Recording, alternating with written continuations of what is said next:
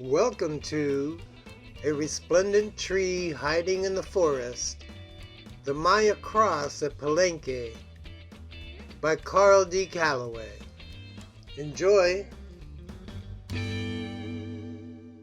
Okay, great. Well, I just want to thank you, Jim, for this opportunity to share my reinterpretation of the Maya Cross in the light of some pretty extraordinary discoveries related to some research that I did in 2006. I can't believe it's been, wow, it's been 16 years since I did this research, and it was an exciting piece of research to follow up, and I'm just as excited to present it to your listeners this evening and share new insights about the Maya Cross, its physical properties, its name, and its location in the Maya landscape of life, death, and resurrection. But let me just state outright that we're never really going to be able to fully comprehend the Maya Cross, because it's a symbol that is as old as the Maya civilization, with layer upon layer of multivalent properties. And because it's a symbol, it's always going to remain somewhat obscure, somewhat enigmatic, just out of reach of present knowledge. But if it is possible to get a glimpse of its true nature, if we're willing to kind of let go of our own presuppositions and cultural bound bias. So without further ado, let's get to it. And I'll start here with just a little bit about first impressions. I thought I would start with this great quote by John Lloyd Stephens, who acutely noted that, and he's of course one of the early explorers of Palenque. He said, "This tablet of the cross has given rise to more learned speculation than perhaps any others at Palenque." Because of the cross's archetypal character, it gave rise early on to all types of crackpot diffusionist theories, that it was of somehow old world origin, and it was proof of the lost tribes of Israel, visits to America, lost tribes of Hindus, lost tribes of Buddhists also coming over to the Americas. Also Atlanteans visiting the Maya Riviera. Graham Hancock, are you listening? And of course, in our modern age, it's provoked, visits by ancient astronauts. If the whole von Däniken, shall we say, the von Däniken angle there. Now, you might think that I might just pour scorn over all these speculations, but it really is proof of the cross's power to escape time and culture and bind itself to another race's ancient visions and become an undying pan-human symbol that speaks to all humanity. This is what makes the Maya Cross great art, and that is the power of art and its ability to speak to all times and all cultures. Now, early explorers were absolutely transfixed over this image, and when they visited the site, they would always comment it and also draw it or photograph it. And I just have some of the early explorers here. We have from the Del Rio expedition in 1787.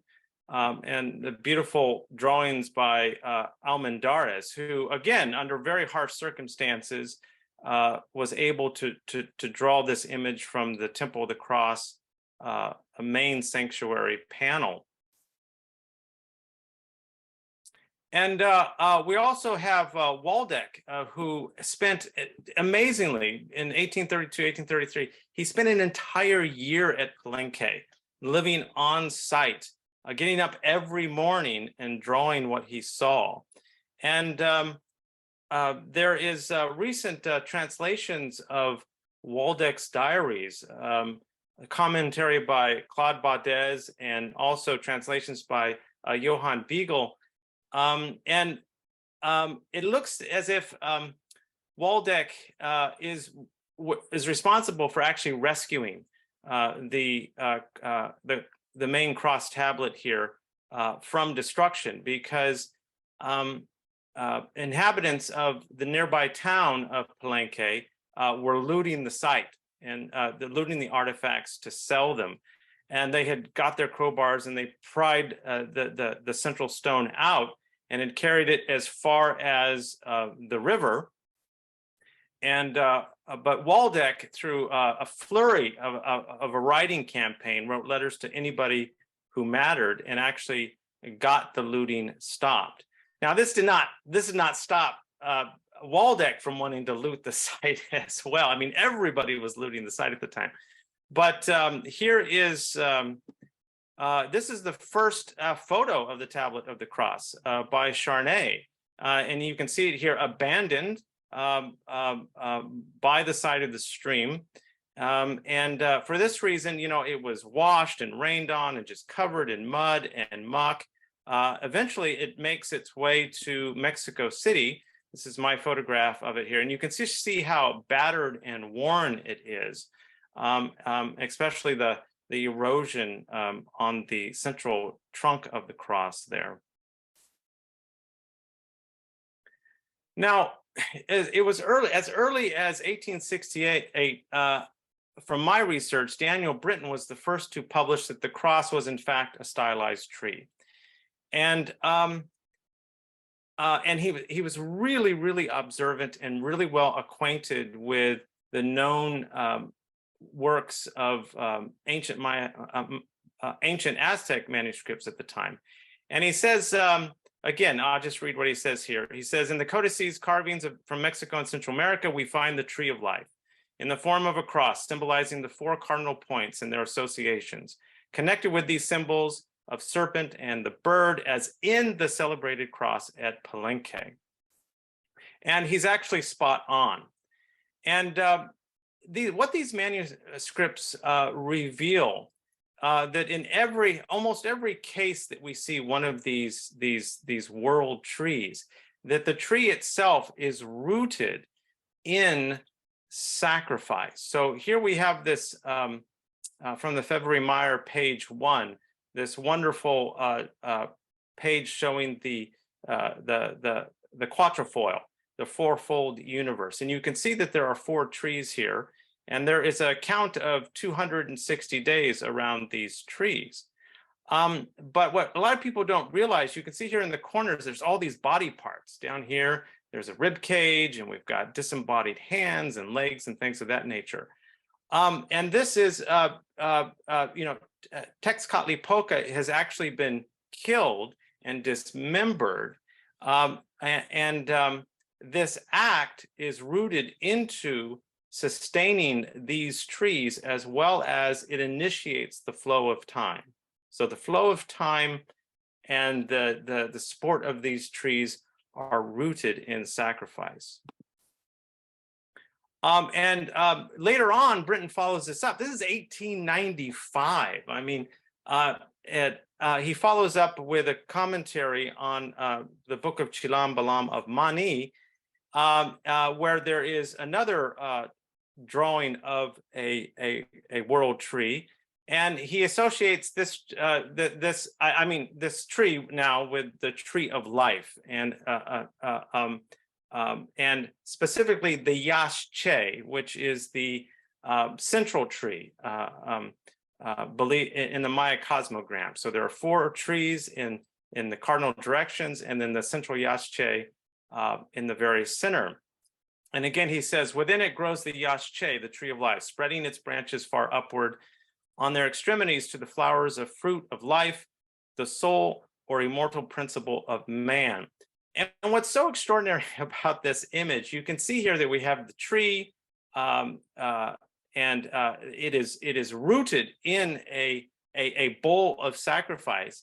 And if you look at the base of the tree, you have these what are very simplified versions of deer feet, deer haunches. This is a deer sacrifice, right?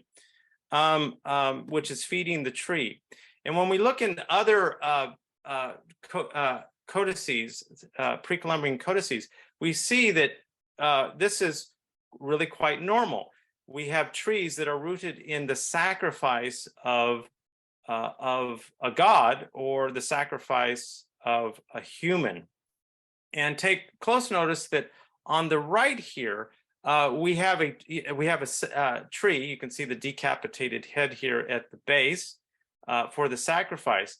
But the left of the tree and the right of the tree has markings on it. One is there's flinty arrows, and on the left side of the tree, we actually have beads or jewels. And this is a concept, a bejeweled tree, a tree made of stone, is something that is very, very common in pre-Columbian philosophy and thought. So just keep that in mind, that tree is rooted in sacrifice, and we have this merging of tree and stone. Now, it was Eric Thompson, he was making a commentary on a beautiful published book of rubbings of Merle Green's, and he was commenting on her rubbing of the sarcophagus lid at Palenque. And he says here, he comments on, he didn't know who Pakal was back then by name, but he comments on the scene. And he says, the dead chief after his apotheosis may be depicted in the role of supporter of the sacred tree. Perhaps he was sacrificed in accordance with the ritual of Fraser's The Golden Bow. So what Thompson is getting at here is that Pakal is in this sacrificial bowl, as we'll see later. And that sacrificial bowl has sacrificial instruments such as stingray spine and spondylus shell. And he is the sacrifice which feeds the tree. He's not falling down, he's not falling up. He's actually in the bowl. His body is the seed, or is the fertilizer, for lack of a better name, that is actually feeding the tree. And I think he's actually spot on, because on the sides of the sarcophagus, we have portraits of all of Pakal's ancestors, his mother, his father, his grandmother, his grandfather. They too are rooted in the earth like a seed. Their bodies have been planted in the earth, and they are sprouting as fruit trees, as avocado trees, as cacao trees. So just as his ancestors are sprouting, so Pakal is sprouting as the Maya cross. Bit of a change up there, isn't it? And I really have been intrigued by this inscription on the side of the sarcophagus lid that says, you know, it was made his sooty, potentially his sooty stone maize. So in the sense that it's claiming that the box, the crypt that Pakal is buried in is the box of the maize god. And the maize god is tending to this orchard of ancestors, you see. He is the primary cultigen, the staff of life, who tends all the other little plants. But also he tends the bodies and the souls along the resurrection road of the maize god. So here he is present, tending to this orchard and garden of ancestors. So here is, again, we live in a remarkable, absolutely remarkable time. Here are Heather Hurst overlay drawings of one of the sections from the murals of San Bartolo. So we're talking about 100 to 50 BCE here. The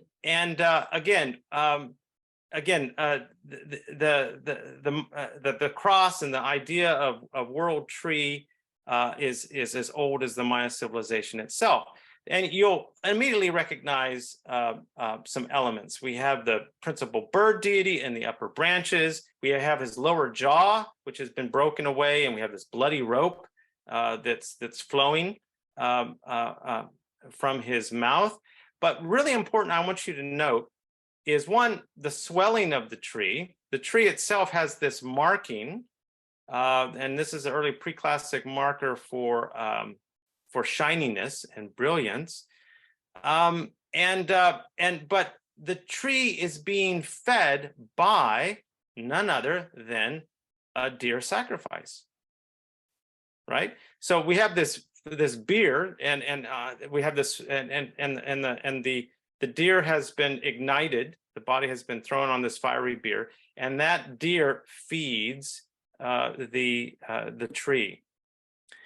Now that's 50 BCE. Now we're going to go forward to 1560 CE, and from the Shu family papers, we have this example of a family tree, quote unquote family tree. A lot of people think that this tree motif is being borrowed from the old world.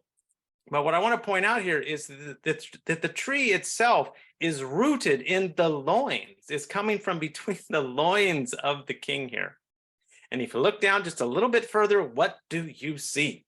You see a bull. The bull has two haunches, two deer haunches in it that are burning, just like what we see at San Bartolo. I mean, the continuity here is just absolutely extraordinary. So we have the bull, we have the sacrifice, which is feeding the roots of the tree. We have the body of the king from which the tree emerges out of, and then we have all this beautiful flowering. And again, there are metaphors, I know, in Aztec lore and poetry that speaks as the king as the Siba, and his arms, spread over the people and protect them.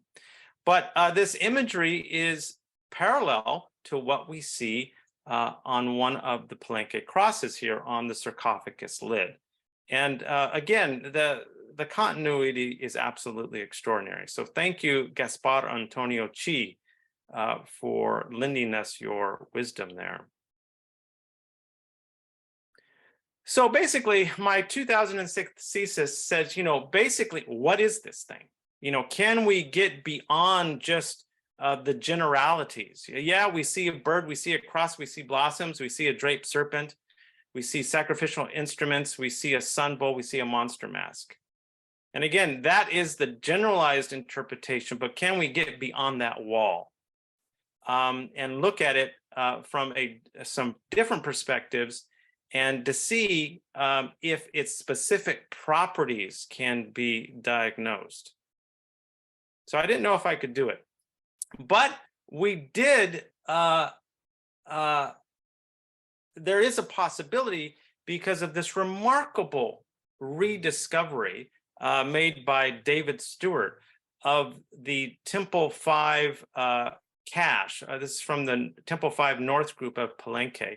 David was leafing through the Ina Annales and reading Ruza's reports on excavations, 1950s excavations of Palenque, when he comes across these pages of the report with detailed drawings of this cache that was in the floor of Temple 5. And with his trained eye, he instantly recognized that many of these components could be reassembled back into an image of the Maya cross at Palenque. So we're going to be talking a lot about this cache and other similar caches of Maya tree, Maya actual crosses. And what this is telling us, this is really a game changer, because the Maya are creating, this is no longer a mythical tree.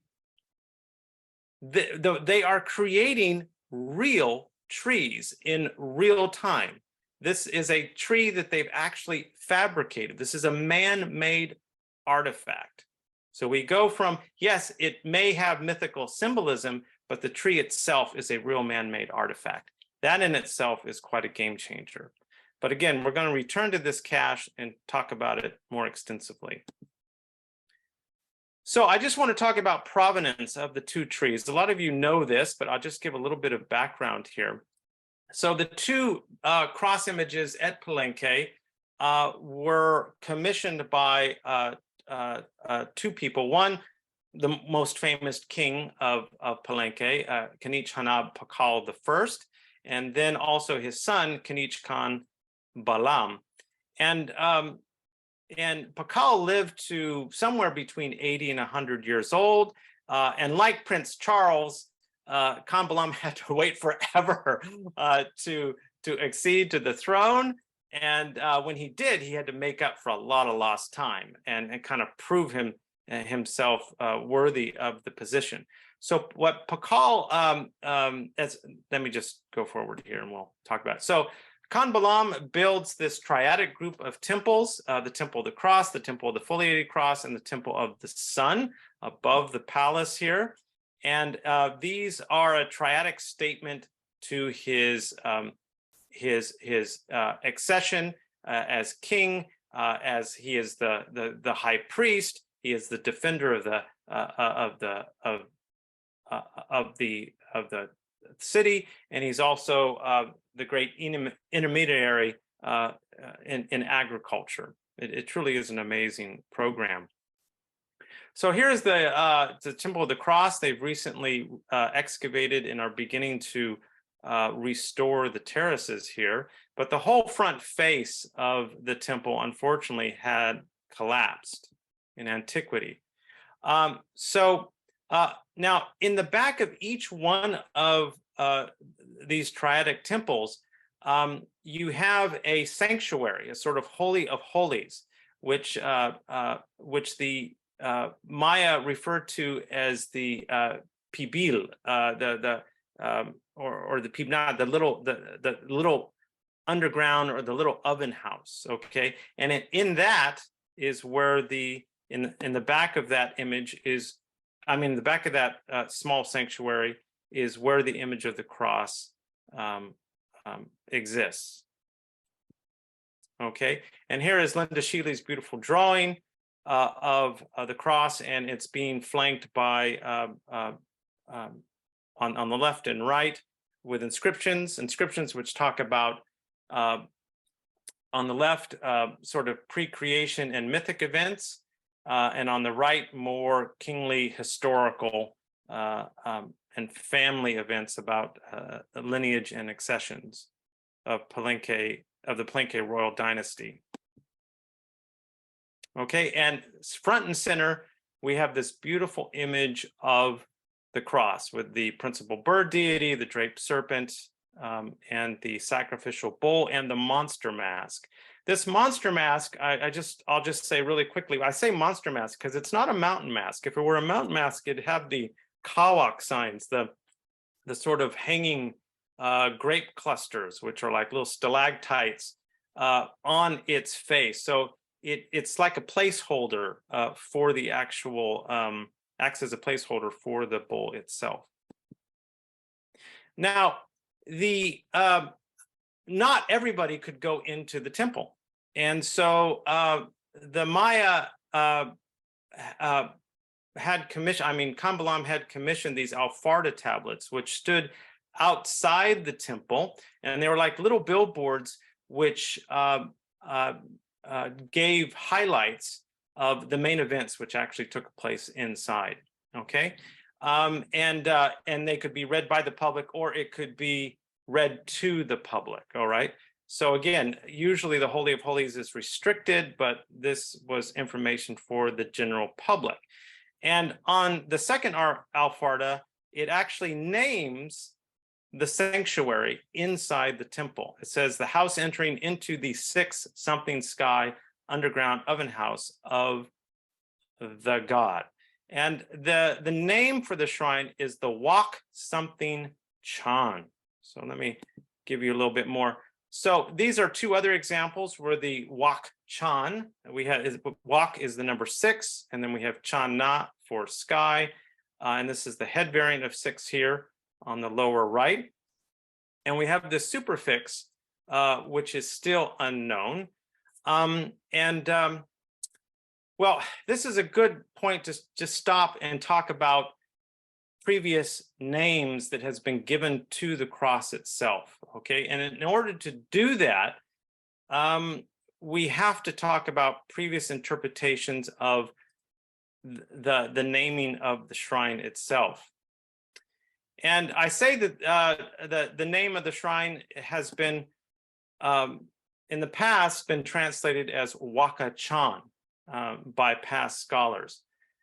And what I have to do here is I have to challenge this this interpretation and this reading. And I do this with great trepidation, because it's always very difficult to challenge the interpretation of your contemporaries, especially the people who inspired you and also mentored you in the field itself. But I'm also heartened by their advice to challenge their ideas and their work. And I remember Linda Sheely telling a group of us, she says, hey, I have an idea, a hypothesis. If you prove me wrong, then you have advanced the field. All right. And I remember when I sat down with Peter Matthews and I pitched my thesis proposal for my PhD, he listened quietly, and then he said, all right, but you must do one thing. In your chosen field of inquiry, you must surpass me. Which means that you must look further, you must push the envelope wider, you must dig deeper, and you must dethrone the king. And which is really a hard thing to do, because Peter has been everywhere. Linda Sheely has been everywhere. They have seen all this data. But with that being said, let us proceed. So let me go back here. So past scholars have named the tree as the Wakachan, declaring that it represented not only a world tree standing at the central axis of the world, but a celestial map of the Milky Way, a starry crocodile, celestial canoe, a road to the underworld, and even the ruler himself. Now, that is a lot to take in, but what I want to analyze here is just 3 sort of primary assumptions of the sort of Sheely-Friedel model of the Maya cross, and 3 primary assumptions. We don't have time to go over all of these aspects, but I do want to talk about 3 primary assumptions that they do make. They said that the cross is a mythological tree, okay, standing at the center of the cosmos, and at times it's associated with the north, okay? So first off, we are just to accept that this is not a real tree, that this is a mythological tree, and for more intensive purposes, it's a tree of the axis-mundi. It's the Yashche.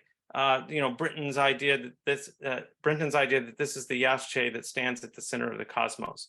We're just to accept that, and they don't give any proof to support that. So that's the first assumption. The second assumption is that the proper name of the cross is also the name given to the temple sanctuary. So that little pibnat that we looked at, that Holy of Holies, the name given to that internal sanctuary is also the name of the central icon on the tablet. We're just to accept that. And where that connection seemed to be most relevant was on the Temple of the Foliated Cross, where you have all this leafy foliage and a square-nosed blossom that looked like it could be related to the leafy corn plant that is growing in the center of the tablet of the Foliated Cross. And I said, well, if it's true for the tablet of the cross, it must be true for the other two temples, because they admit to using the structuralist argument. So today we know that there's a much more nuanced relationship between the actual the name of the central image and the name of the sanctuary. They're actually quite different. All right. And finally, the name of the sanctuary, which they give to the central image, is called the Waka-chan-na, with the presumed root wak for to raise, and the a suffix, the T584 suffix. I have that highlighted in green here, which to this day, we still don't know how to decipher. Okay, so the reading waka is highly questionable, and it's based on an erroneous interpretation of the constitute signs. The a suffix, this suffix here I have in green, is derived from the flawed understanding that the double T584 sign could be read ah. Today, the sign, again, remains undeciphered. Also, the Yucatecan and Proto-Mayan positional root wa, upright, is wa, upright, and not wak. In Yucatecan, wa plus the positional participle suffix vowel k would generate wa'ak, an adjective meaning in an upright position. But waka is not the next logical step, and in fact, it makes no sense, and therefore is a misreading of the signs. Now we have when wa is used, when that positional root is used, and it's used extensively throughout the inscriptions, because it is the 819-day count verb. You will see it in the supplementary series of the long count, and it's all over the codices, especially the Dresden Codex. And in all of these cases, wa is never spelled in the script with the number 6, at least anywhere that I've seen. So it's never spelled in the script using wak, the number 6. So we can't make this equivalency between the number 6 and this positional root wa. Okay. So let's look at where the second cross is located, and it's located in the belly of the temple of the inscriptions. And this temple was built by Pakal in his lifetime, and it also is his funerary monument. He is buried at its base. In fact, the tomb is so big they would have to build the tomb and then build the temple around it. Of course, one of the most famous excavations in the world, on par with the great discovery and excavations in Egypt with Tutankhamun, Alberto Ruz uncovered this stairway, and they dug down through the stairway in the rubble, and ultimately discovering the tomb deep into the interior. If you were lucky in the 1980s, you could still actually walk down these stairways and visit the sarcophagus personally, but I don't think they allow it anymore.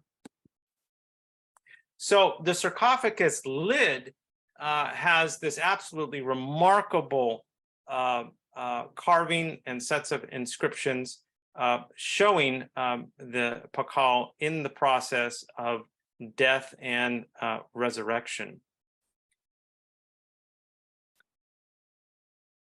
So I just want to talk a little bit about tree iconography. So when I started out here, what I did is I looked for representations of trees in the classic period that shared common elements. Like, you know, I was looking for trees with serpents and offering bowls and birds in their upper branches. And I think I collected well over 50 trees in the iconography.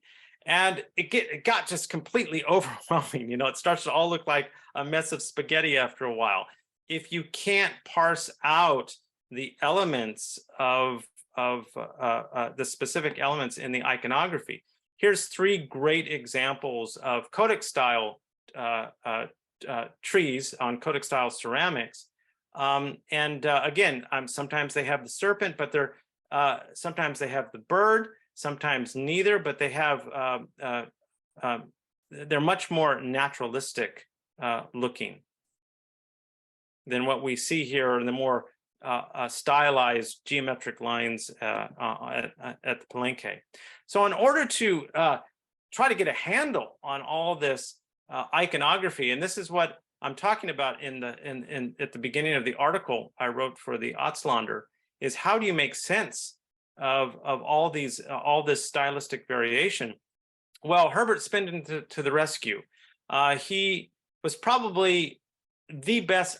He was the best artist of all the early Mayanists, and he wrote, of course, the study of Maya art. And in that, he outlines a series of guidelines, and he says, well, if you have a motif that is parallel to another motif, he says the figure will be modified via the processes of simplification, elaboration, elimination, and substitution. And this is true in world art all over the world. And so I thought I'd just give you a quick example of how I was doing this analysis. Here we have an example of Palenque's House D, Pier C, and there's all these wonderful stuccoed portraits of the maize god. I'll return in just a second. Just a second. Hold on.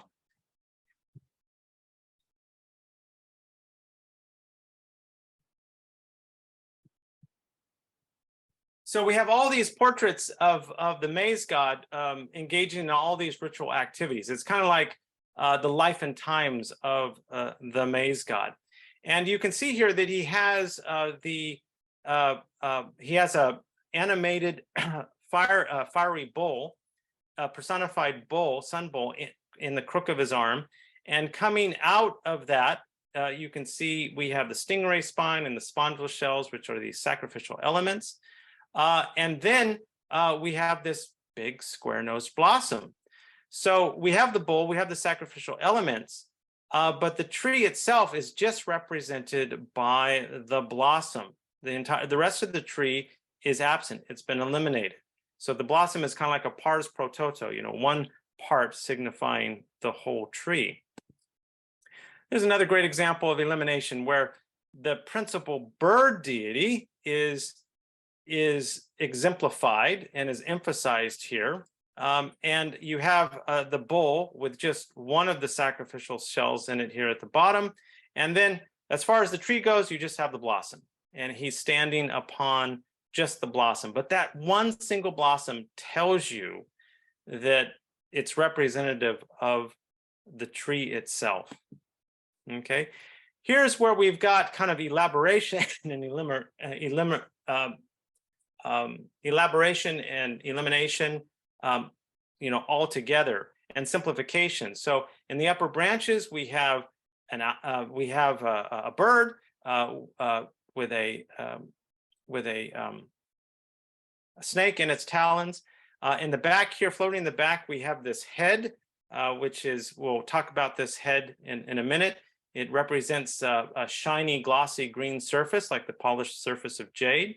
And we have an ancestor, or the maize god here, transforming. They have been sacrificed, they have died, and they are transforming into a cacao tree. And you can see the cacao pods here off to the sides. So with such diversity and such complexity, what I did is I always go back to the image, and let's look at the image and begin to ask some really basic questions. And so when you put the two crosses side by side, you start seeing that, well, they're not quite the same. They have differences. For example, on the right, the cross on the sarcophagus lid, the trunk is a bit more tapered and it's a bit more swelled. At the base of the trunk, it's got an actual face, a profile of a face emblazoned onto it. But both trees also, and then you look at the tree on the left, and you see that from the temple of the cross, it's far more, the branches and trunk are far more angular. They're far more columnar, right? But on their interiors, they both have signs parallel signs. And it's those parallel signs that I really get into a lot of nerdy detail on in the article here that accompanies this presentation. So I want to look at these signs. They are the Te sign and the T24 so-called mirror sign. And when we really dig into their distribution and when we see how they relate to the cross itself, we begin to understand greater their related meanings, their semantic domain, which tells us a lot about the properties and the character of the cross itself. Okay, so I want to look at, again, the T24 mirror sign, this oval mirror sign with sort of a rainbow arch in the inside of it, and this T10 supernatural sign and this Te sign. So the Te sign literally means wood or tree. Okay, it's the general term in Maya languages for wood or tree, and here it's used in a very similar way. But we have sort of the normal form of the Te sign, and the central element of the Te sign, which is that line with those drippy loops. That's kind of that infix is just kind of it's a central component part. And then we have a head variant, and the head variant is because this tree is a personified tree spirit. Okay, it is a living, breathing God in its own right. Okay, and the head variant is really interesting because, one, it has no lower jaw, and it usually has roots and tubers coming out of its mouth, right? And on its ear, it has a disembodied jaguar paw, so which makes it really distinct and easy to recognize. Okay, and then we have the full figured variant of the god represented in the inscription, and this god is in charge of all. So he has a huge activity profile, and he's in charge of all sorts of duties. Part of those duties are the machinations of the long count as a lord of the night who kind of oversees the count of the month. But let's look at variations of this normal head variant in four full figured forms and see how they play out in the iconography. So here we have the Tikal bones from burial 116, and what the carver has done here is they have engraved onto wooden items, specifically the canoe itself, the Te sign, okay, telling you that this thing is made of wood. But these bones actually tell a story. It's wonderful. There's over 100 bones. I would love to give a presentation on these at a later date. But there's a sequence of events, and the first event, it's about the journey of the maize god into the underworld. And the first event, the maize god and his fellow beastie boys are floating along in the canoe, and there's this breach. There's this breach in the canoe, and that breach is actually represented by the head variant of the maw of the Te god here. And then they start sinking, and the question is, how long can you tread water? I mean, and you can see the gestures of woe. Oh, woe, woe, woe is me with the maize god. We're all going down. We're all going down. We're all going down. Okay. So, and again, on other canoe scenes, you will see the paddles have the Te sign. And other scenes, you will see that there are little wooden bowls that carry the Te sign. Oh, and I snuck this one in too. What's really interesting on ceramic pottery, the Maya have their own typology of how they classify and name various dishes and the shapes of dishes. And the wide kind of tripod flat plate was called the Hawan Te. And they incorporate the Te sign into the name as almost an echo and a remembrance that, yeah, this plate is made of clay, but it was once made of wood. I think that's what's going on here. And Eric Boot pointed that out to me many years ago. We miss you, Eric. Okay, now, and what a lot of people don't realize is that star bands also carry Te signs. And what is this telling us? So the Maya have star bands and earth bands to tell you that this is happening in an earthly realm or in a celestial realm. So here we have a star band with the signs for the moon, with the signs for Venus, or general star signs, sky, sun, night, day, this type of thing. So these celestial bodies, these gods, are framed in a sort of a ladder-like lattice or an arbor made of wood.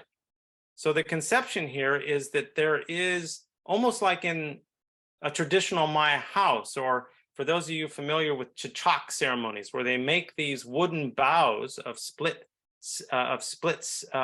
sticks and stretch them to represent the arch of the celestial dome.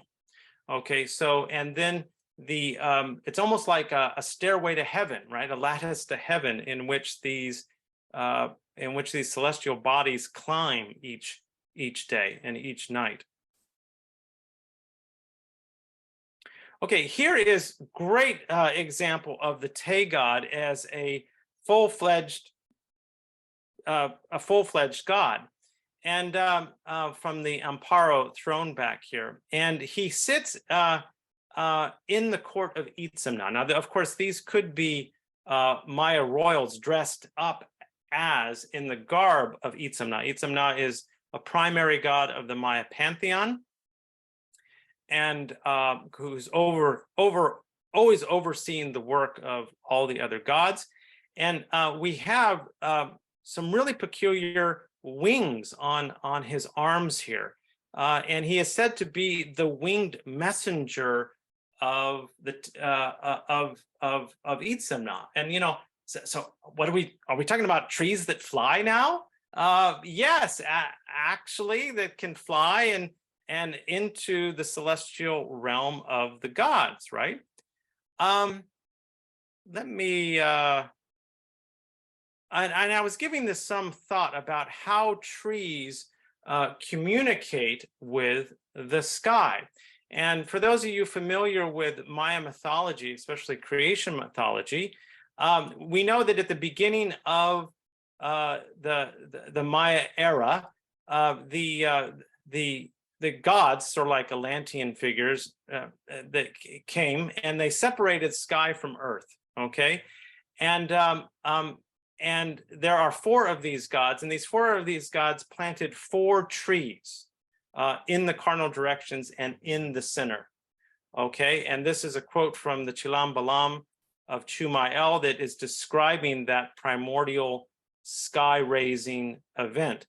And even the Maya today, traditional Maya, believe in these world trees, these sustaining trees. And they say that if you cut down all the trees in the forest, the sky will fall. And you might think, well, balderdash, right? But what the Maya intuited here is that they saw that the mist that's breathed off of the trees, actually create and seed the mist and the clouds. In fact, the trees actually emit these little particles off of the leaves, and those particles fall in the air, and then little moisture drops actually connect to them, and they begin to make the wispy clouds, and these actually ultimately create the rain. The trees are communicating to the sky, okay, and creating the clouds. And if you don't believe me, basically the rains of equatorial Africa are fed by the breath of the trees in the Amazon. So yes, when you cut down the trees, there will be no in the Amazon, there will be little to no rains in equatorial Africa. So there's more truth in poetry here in this connection, how trees communicate with the sky and with the clouds. Something to think about in this time of rapid climate change. So here's a great example of a very naturalistic tree. And I love this example because it shares many elements that we saw on the sarcophagus lid. We have an infant sacrifice of a baby jaguar. That baby jaguar is falling into an animated cave. And into the opening of the cave, we have the jaw of the Wuk Chapat, the white bone centipede. Those are the same Wuk Chapat jaws that are framing Pakal on the sarcophagus lid. Okay, and of course the tree is rooted into the mountain. But with we have a serpent this time coming out of the hollow of the tree, and of course we have the blossoms up on top. But what's really neat here is that if you look closely, now again, the portrait here is the face of an animated animated Tay-God, the animated tree spirit. And if you look really closely, that disembodied claw that is on his ear with its sharp talons is scraping the tree, just like a jaguar marks its territory, right? And it's scraping its claws down. And I think the scribe here is telling us, and he's having some fun, or she is having some fun, that they're telling us about the origins of the Tay sign, which are cut lines of tree sap. Now, we only have one example of this, but I would bet dollars to donuts that this is the origin of that infix, that essential element of the Tay sign itself. So the Tay God also has another peculiar behavior, is that he can transmutate into stone. He goes from wood into stone. And we have these great examples of full-figured variants of him. This portrait on the right, this is this beautiful green stone figurine that was found, let's see, I think near the left foot of Pakal in his sarcophagus lid. And what it is the Tay God, and he's there present, no doubt helping to facilitate Pakal's rebirth as the tree itself. And here in the middle, I have just one example there's lots of examples of these in the codices and in the inscriptions of a Taytun. This is a stone, most likely a stela, that has been wrapped and clothed because it's considered a living, breathing god. And it has markings for both stone and tree. Literally, it is a tree stone. So we have this morphing of stone and tree. But in particular, we have this morphing with blue-green stone. Okay, a great example is this jade pectoral on the left, which shows the Tay God on the front, and on the back, it's been carved at a later date, because stylistically it's a little bit later, in the form of a square-nosed blossom. This is another great example, courtesy of Donald Hales, that shows a kind of early classic square-nosed blossom.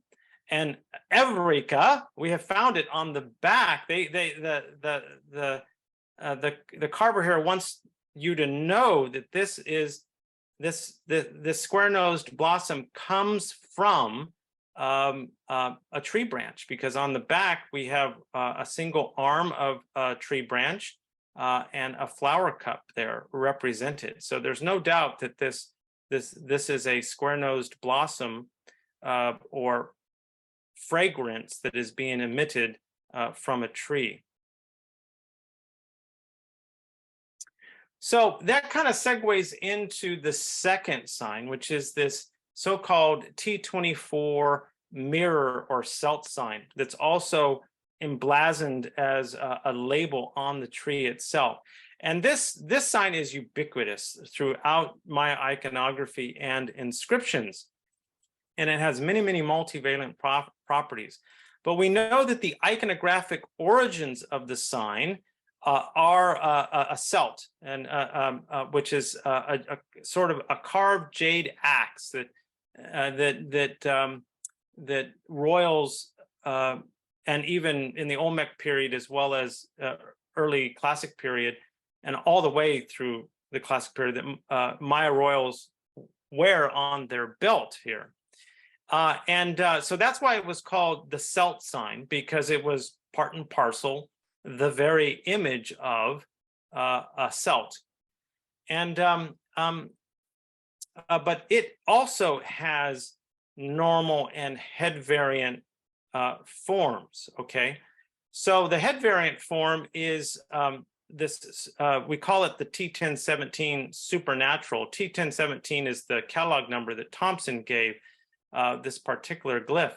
And he's pretty easy to recognize because he has this quatrefoil mouth, framed mouth, and he has sun squinty eyes and a big bucktooth incisor there. And in his head, he will often carry the T24 mirror or celt sign. Now, these mirror signs are not exclusive. Okay, they're not exclusive to just jade celts, but I need to be clear that when they're on a jade celt, they mean a jade celt. They mean that this is a surface that is polished and shiny, like a piece of polished jade. But we also find this T24 mirror sign on the bodies of gods to indicate that even their bodies, have this blingy resplendence. And why not? They're celestial and earthly gods and supernaturals, and they gleam. Okay, they twinkle, they bling.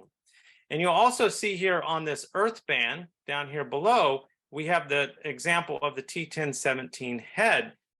Supernatural, framed in the earth band itself. He is both in the earth band and in the star band, to speak to that, the brilliance of both of these locations. Now, a lot of people don't know that these two signs, let me back up here. Oops, let me go forward. That the mirror sign and the head variant actually are equal. For a long time, we thought that they were separate. And a good way just to prove, just visually, that they are equal is to see how they work within the corpus of the inscriptions. And this is just one of many examples I could show you. We have this beautiful title of Lady Six Sky from Naranjo. And you can see here, we have 3 instances where her name is recorded. And the first one, it's recorded with the T24 mirror sign. And the other 2 examples, it's recorded with the T1017 supernatural. And that's the only thing that's different in these 3 different compositions here, these recordings. And so there we have this direct one-to-one substitution of these 2 signs. So that's how it tells us that they are equal in meaning. So here's another example of a jade bead,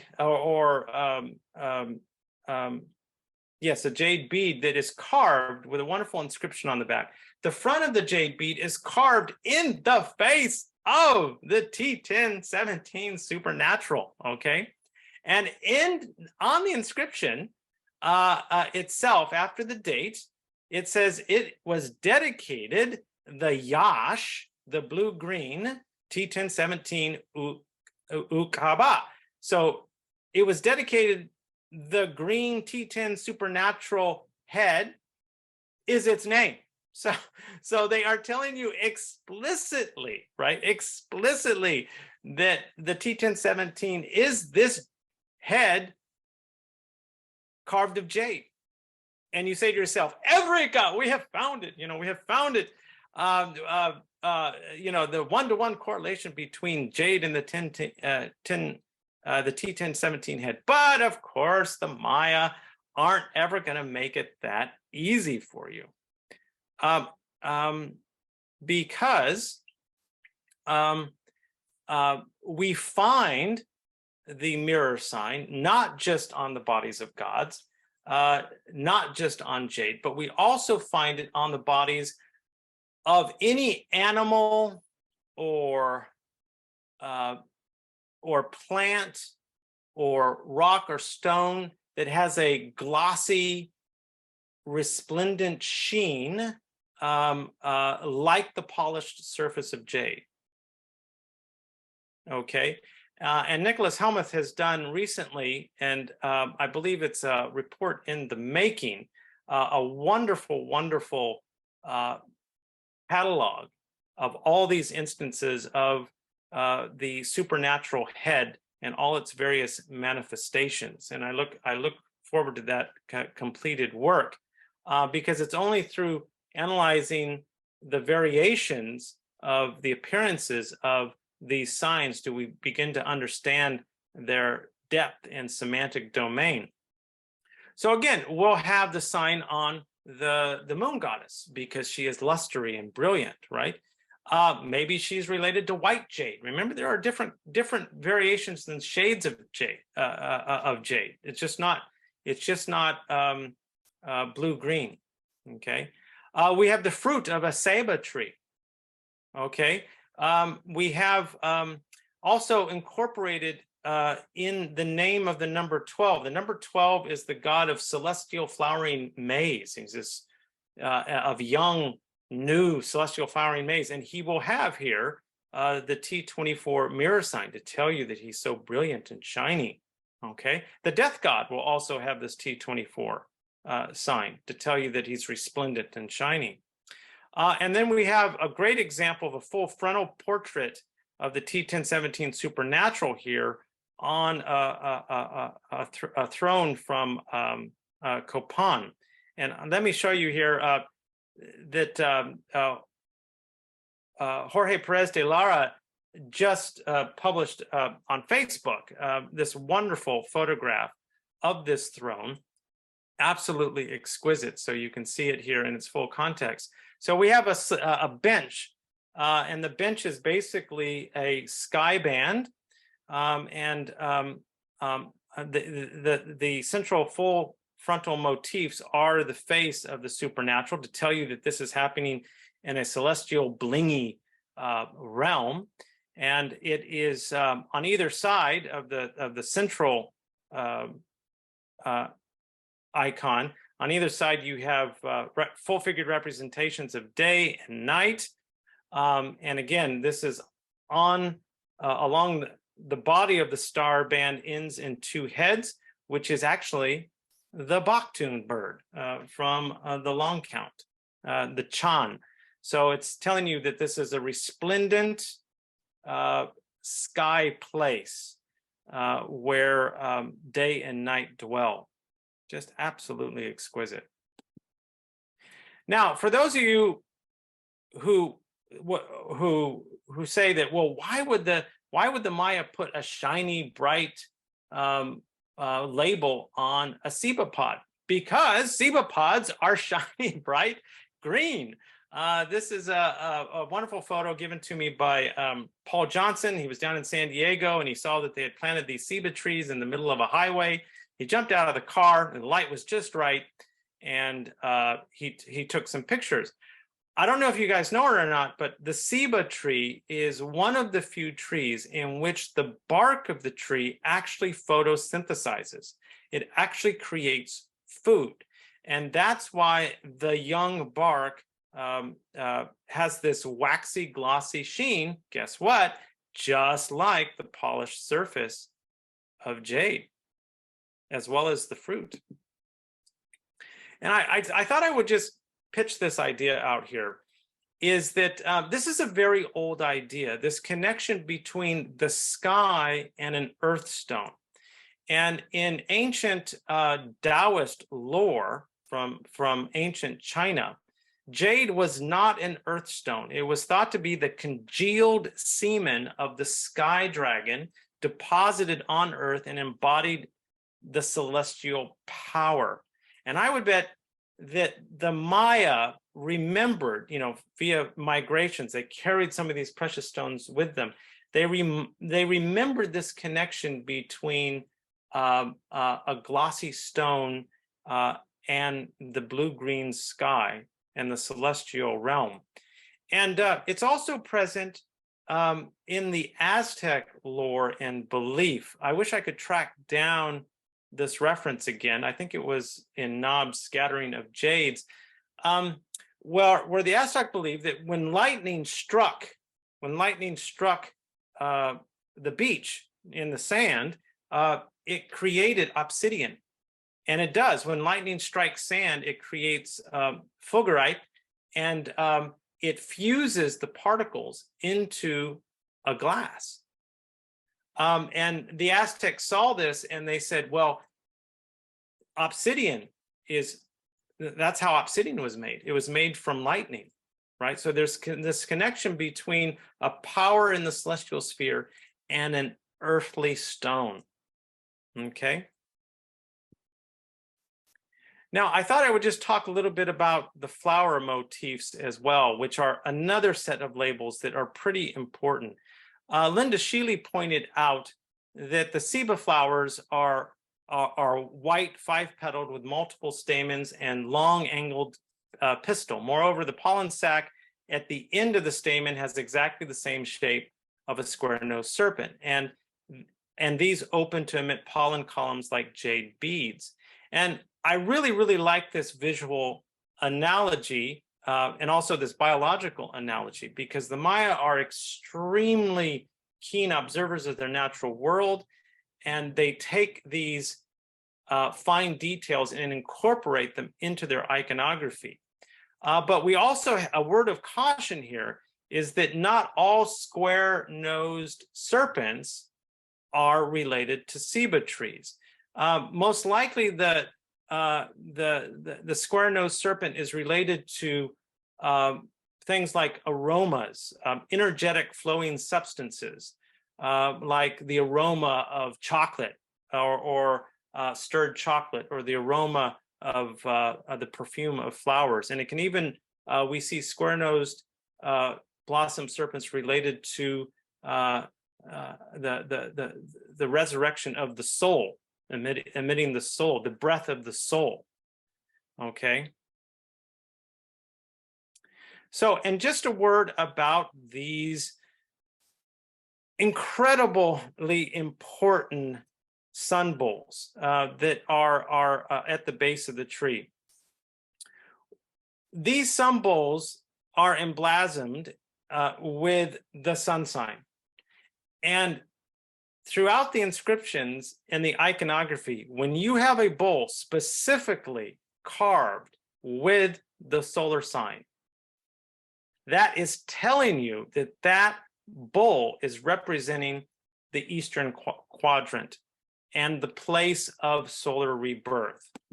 And to drive this point home is we actually have instances, and this is a tomb from Rio Azul, in which the Maya carved the four cardinal directions and the intercardinal directions, or places located in the intercardinal directions, okay, for north, south, east, and west, okay? And that sun bowl designates the term El K'in, which means east. So when that sun is on that bowl, it's telling you that it's an eastern locale.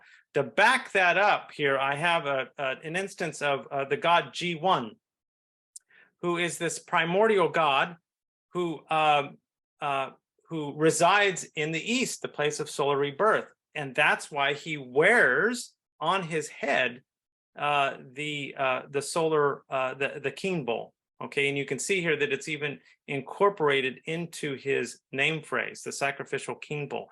This god's really, really interesting because from the brow down, he has aquatic features that are related to fish. You can see the big kind of like shark's tooth coming out of his mouth. He's got fish barbels on the sides of his and gills coming out of the side of his mouth here.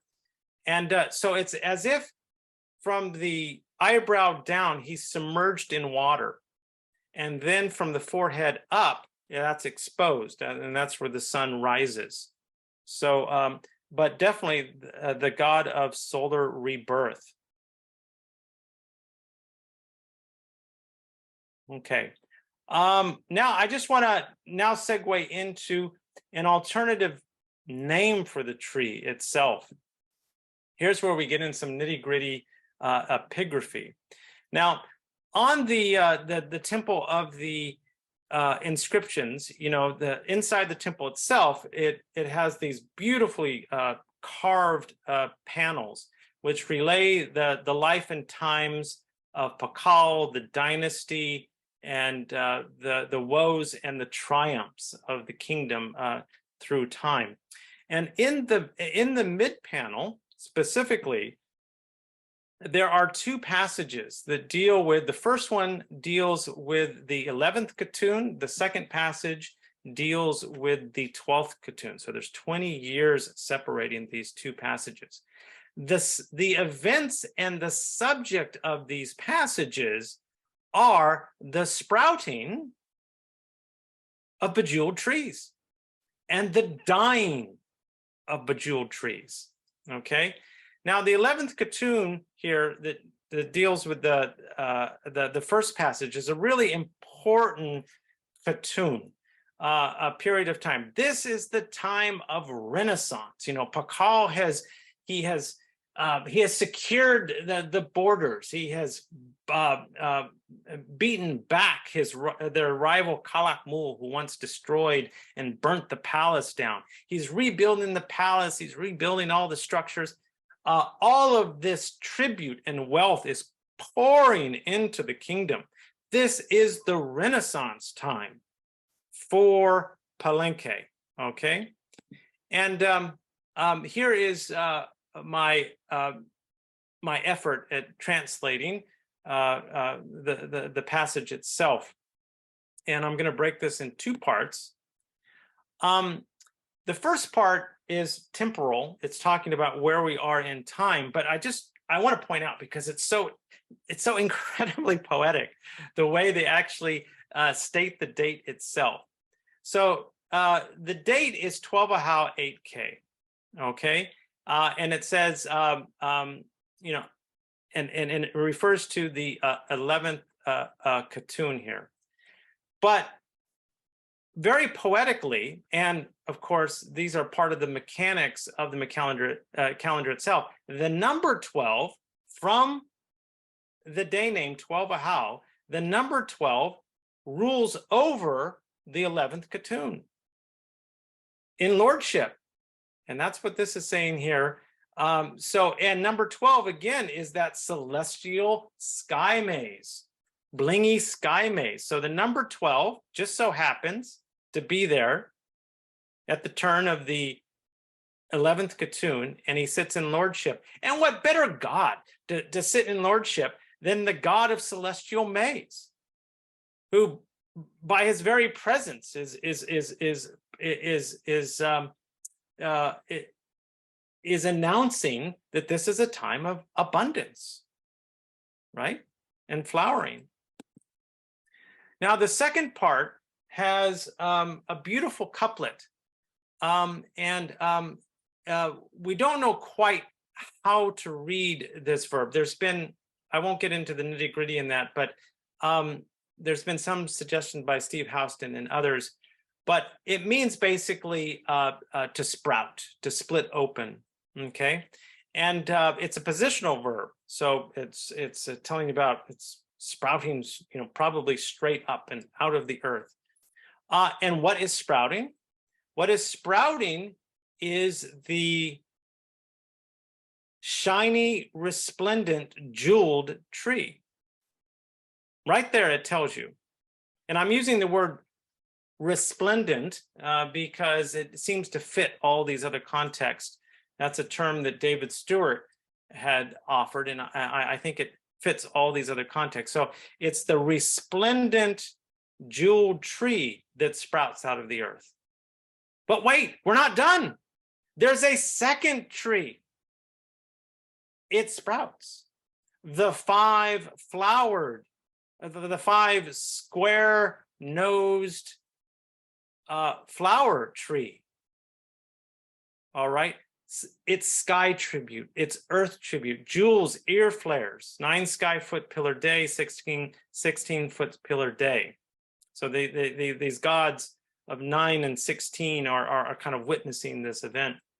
But again, so this is it's all metaphorical language, but they're saying it sprouted the resplendent bejeweled tree. It sprouted the 5 flower tree tribute, sky tribute, earth tribute. Basically, all the tribute between sky and earth is flowing into the kingdom in the form of jewels and ear flares, right? Because jade, remember, is the green gold of the Maya. It is the highest form of wealth. All right. Now, this is a name that is describing perfectly the labels of the crosses at Palenque. And what it is telling you that at the 11th Katun, during the life of Pakal, during the life of Kambalam, guess what? Resplendent flowery trees are manifesting themselves, and they're associated with jade tribute. Wow. Okay. Is this simply poetical, or are they talking about real material objects? Okay, so the name of this section. So when we were analyzing this passage, I think I was at Half Price Books, and I pulled this catalog out to talk about synchronicity, and it was in Japanese, right? And it was a Japanese catalog of Maya artifacts from Yaxchilan, and in it there was this beautiful carved shell from Yaxchilan that was found as a pectoral that was found on the body, I believe, of a female royal. And you can see here that there is a 5 square-nosed blossom tree. Count them, 1, 2, 3, 4, 5, with a draped serpent, right? And this is quite possibly the portrait of that 5-flower tree that's named the second tree that is blossoming on the temple inscriptions mid-panel there. And I would conjecture, or I would guess, that this 5-flower tree, being that it's placed right on the body, it is working in the very same way that the sarcophagus lid is connecting to Pakal, buried in his tomb. This is an image of resurrection. The body is like a seed that's planted into the earth, and then it will follow the resurrection road of the maize god, and it will be reborn in the east as a flowery tree. And really, you know, when you think about it, this agricultural metaphor of burial, death, and resurrection, this is the way I want to be buried, in the sense that, you know, when I die, just throw my body in a hole, plant an apricot tree over me, let the roots go down into my body, fertilize the tree, right? And then the tree bears fruit, and then, like, the birds eat the fruit, people eat the fruit, and then I walk away with the people, you know, in the sense that it's all about the plants live forever. Why can't we live forever in the form of a plant? All right. Now, just a little side note, because I had to put this in, is because this 5-flower tree name is actually one of 4 glyphs that float in the background behind the cross itself. They also float in the background on the temple of the foliated cross. And I know I'm using a bit of a structuralist argument here, but if one of these glyphs we know to be the 5-flower tree, the other glyphs could also be naming different types of trees or cultigens or plants. But beware, I mean, there are instances in the inscriptions where we have 5-flower mountains and we have 5-flower heavens, you know, but there's a good chance that these other trees are mapping out names for directional trees. Okay, so I want to return to this amazing cache that Dave Stewart rediscovered in his perusing of Aruza's reports. And again, this is a cache that was in the Temple 5 North group, and it is a burial cache that was burned in place. It once had a wood backing, and it was wrapped in cloth, I believe, if memory serves me correct. And it was burnt in place as part of a dedication or maybe even termination ritual. I'm not too sure. So David gave me the task of actually identifying these pieces and reassembling them. And so I did this with the help of Elizabeth Wagner, a great Maya scholar and sculptor who I know many of you know. And we sat one afternoon during the Maya meetings, and we went over each one of these pieces, piece by piece, analyzing and naming them. And we only had the drawings back then. These are actually photos that I took of these pieces. They were marvelously on display and mislabeled at the Palenque Museum in 2010 when I was doing my research for my PhD thesis. They really need to be rephotographed and redrawn because the initial drawings here are missing some pretty fine details. I'd really like to know what is shell, what is bone, what is mother of pearl, and what is jade. But anyway, so what we did is, the next thing is we then reassembled them into the component parts. And what you'll see here is that it is almost lock, stock, and barrel parallel to the image that we see on the sarcophagus lid. From bottom to top, you can see the monster mask on the bottom. You can see a very prominent sun bowl. You can see the sacrificial elements of the stingray spine and the spondylus shell. And then we have the base, the front of the trunk emblazoned with the T1017 supernatural. We have almost all the elements of the draped serpent with, in this instance, with Hawil heads emitted out of the sides, which is a little bit different. And then we have 3 beautiful jade cups. And then we have elements of the principal bird deity, the prominent claw, foot, and the drippy bloody rope that falls from its mouth. And then we have, in mother of pearl, we have the serpents that are depicted upon its underwing, what this is telling us is that this simply isn't a profile of the bird.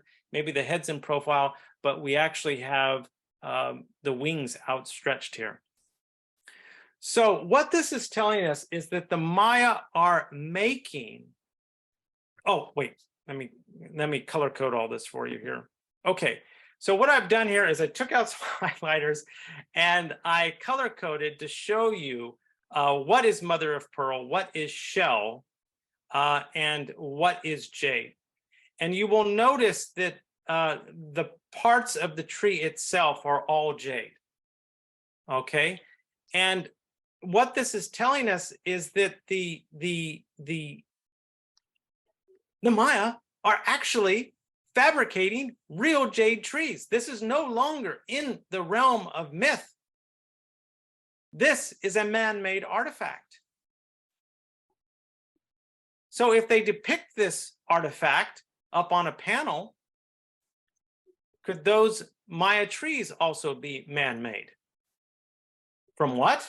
Well, from all the jade tribute that's flowing into the kingdom. Now, so we started looking for more jade trees, and behold, we started finding caches of jade trees in other areas. These are from an amazing cache from Rio Azul, a cache that had 50 to 60 component parts to it. But the only parts that were cataloged and photographed, and these are rubbings, are those that they thought had designs on them. And again, these as well, they reformulate into a world tree with the symbol, with the sacrificial elements, with the principal bird deity up on top. And this had 4 blossom trees with the T24 mirror sign, and with the draped serpent head. So another example. And from descriptions, they said the rest of the components, if memory serves me correct, looked like they were a face. I think what it was either the monster mask or the mask of G1, the god of solar rebirth, with this tree coming out of its forehead. That's what I would conjecture. But again, can't verify that because we don't have drawings or photos of the rest of this mosaic. Another really quick tree just made in jade. You can see the square nose blossoms here with a nice prominent con sign telling you that it's a tree related to preciousness or possibly the color yellow. Now here for me was the smoking jade gun, if there ever was one. And a lot of people don't know about another cache that was laid down as an offering on top of the sarcophagus lid. So, of course, Ruse makes this amazing discovery, and they enter into the tomb. And when they entered into the tomb, there were 3 ofrendas. There were 3 offerings. And the first offering was on top of the sarcophagus lid itself. And I think Ruse was just so excited to finally get into the tomb, and they wanted to raise that lid, and they wanted to see if there was anything inside that sarcophagus, that they very hurriedly cataloged this offering. Let me show you a picture. I've only found one picture of the offering. It's a little blurry 35 millimeter photo of the offering here. But let me go back and tell you what they did. So before the Maya sealed the tomb up, they took plates and shells full of cinnabar. These plates and shells are directly outside the doorway, still filled with cinnabar. And they drew a square around the tree itself. Now, again, they're marking out the tree in a square of cinnabar. Imagine that.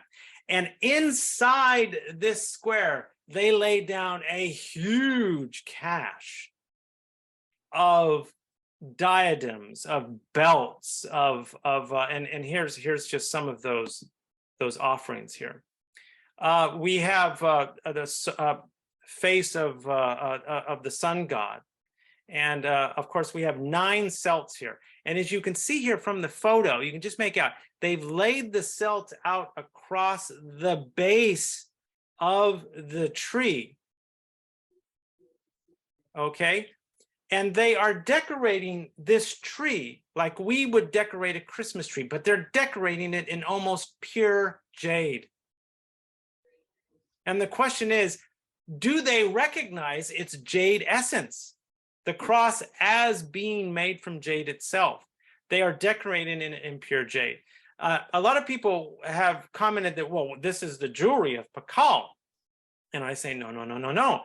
This is actually the jewelry of the tree, because, again, we have to suspend our cultural bound biases here.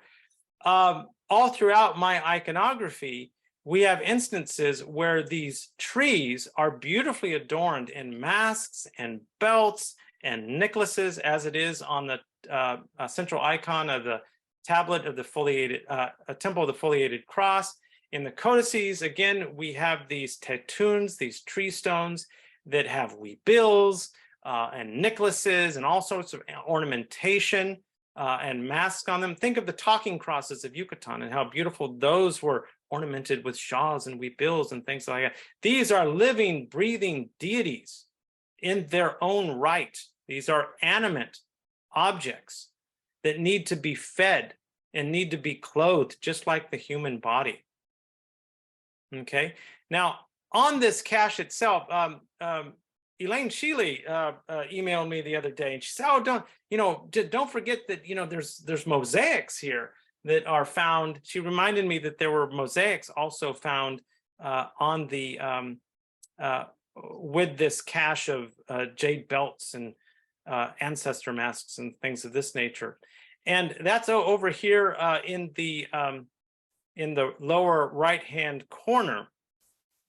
And I took a little bit closer look at this and I said, oh, that looks good. That looks good, because it looks like it's a very old kind of full frontal version of G1. And those upward turn spirals there. The artists are very, very specific. Chalk will have, the rain god Chalk will have the downward turned spiraled eyes. G1 has the upturned spiral eyes. And you can even see here a barbel, a fish barbel on its the side of its mouth. And this would, if it is elements of a mosaic of a G1 mask, it tells you, it reinforces the fact that this is the place of solar rebirth and resurrection, because G1 carries the sun in its forehead. Thank you, Elaine. Okay, so let's just look at a couple of facts here. I know this has been a lot of iconography, a lot of epigraphy, but I just want to whittle it down to a couple of facts here, and then suggest a different possible interpretation for the cross itself. Fact one is that Maya lapidaries are sculpting actual jade trees from the jade and shell mosaics. And this is, it is said in the epigraphy that tremendous amounts of jade tribute is flowing into the kingdom and manifesting as flowerly bejeweled trees. The body of these trees are being, the ones that we have found, are being rendered in pure green stone. Okay. Fact three is that the flowering of bejeweled trees are recorded again as present during the life of Pakal and Khan Balam during the 11th Khatun. So could the image of the cross, especially the cross on the temple of the cross at Palenque, be an image of a man-made artifact? Not a tree of myth, but a man-made artifact. If so, what better way, think of it, what better way is there to project the wealth, the pomp, the power of a revitalized kingdom than to construct a life-size 3D mosaic of a statue from jade tribute? Okay, and how would such a statue actually have been made? Well, we actually know how such a statue would be made, because we have examples. We have these extraordinary jade jars from Takao burial 116 and other burials. And guess what? They are made from wood and they are made from jade. So they had a wood core for a backing, and they are then with Maya superglue, they are inlaid with beautiful jade mosaic here. Okay, and they even have these tiny, tiny little jade nails that go through the holes of each one of these tessera here, and fashion. So we have a vase made from wood and from jade, And you can see how column-like it is. Well, and this is a real kicker here, is because emitting out of the body of this vase, guess what, is a square-nosed blossom. There's actually two of them, and they're kind of sandwiched together like two loaves of jade bread. And what this is telling us, that emitting out of the vase itself is a perfumed aroma, a blossom connected to a plant. And I would argue that it's pars pro toto to tell you that this jade is representing an aspect of a bejeweled tree with that bejeweled square-nosed blossom there. Emitting it could be a cacao tree, or it could be a ceiba tree. I'd really like to know what was the wood that was used as the backing for these mosaic jars. That could tell us, but I don't think that's possible. None of the wood survived.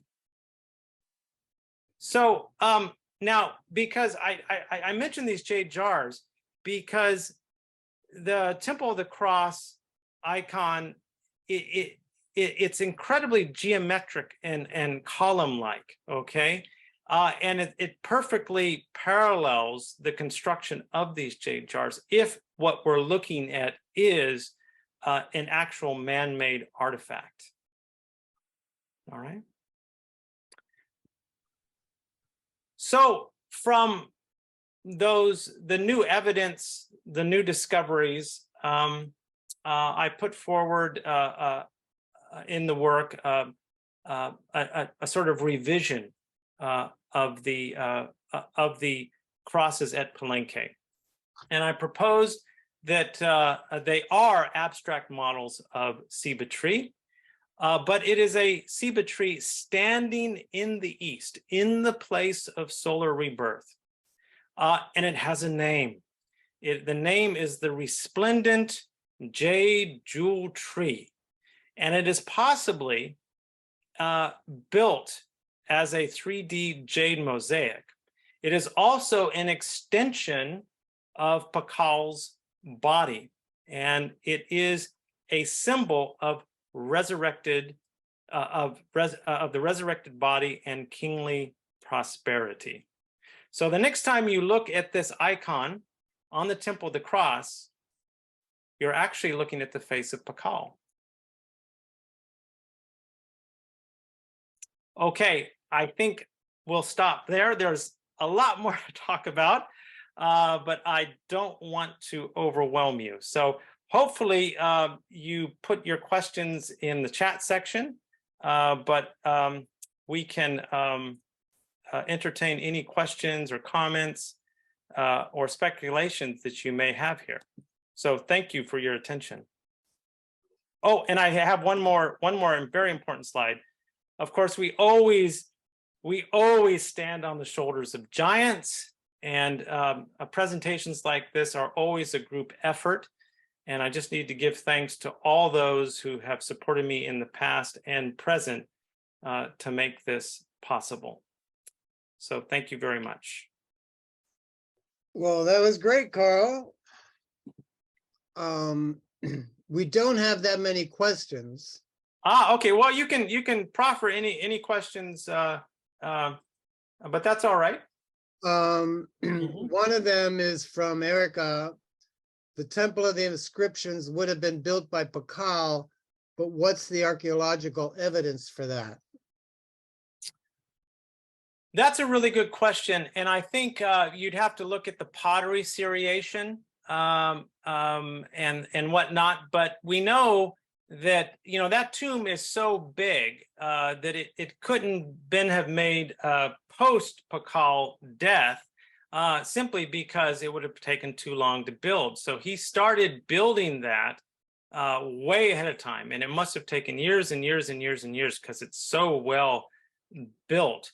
Now, granted, his son finished it, because on the inscription, on the last panel, they left space.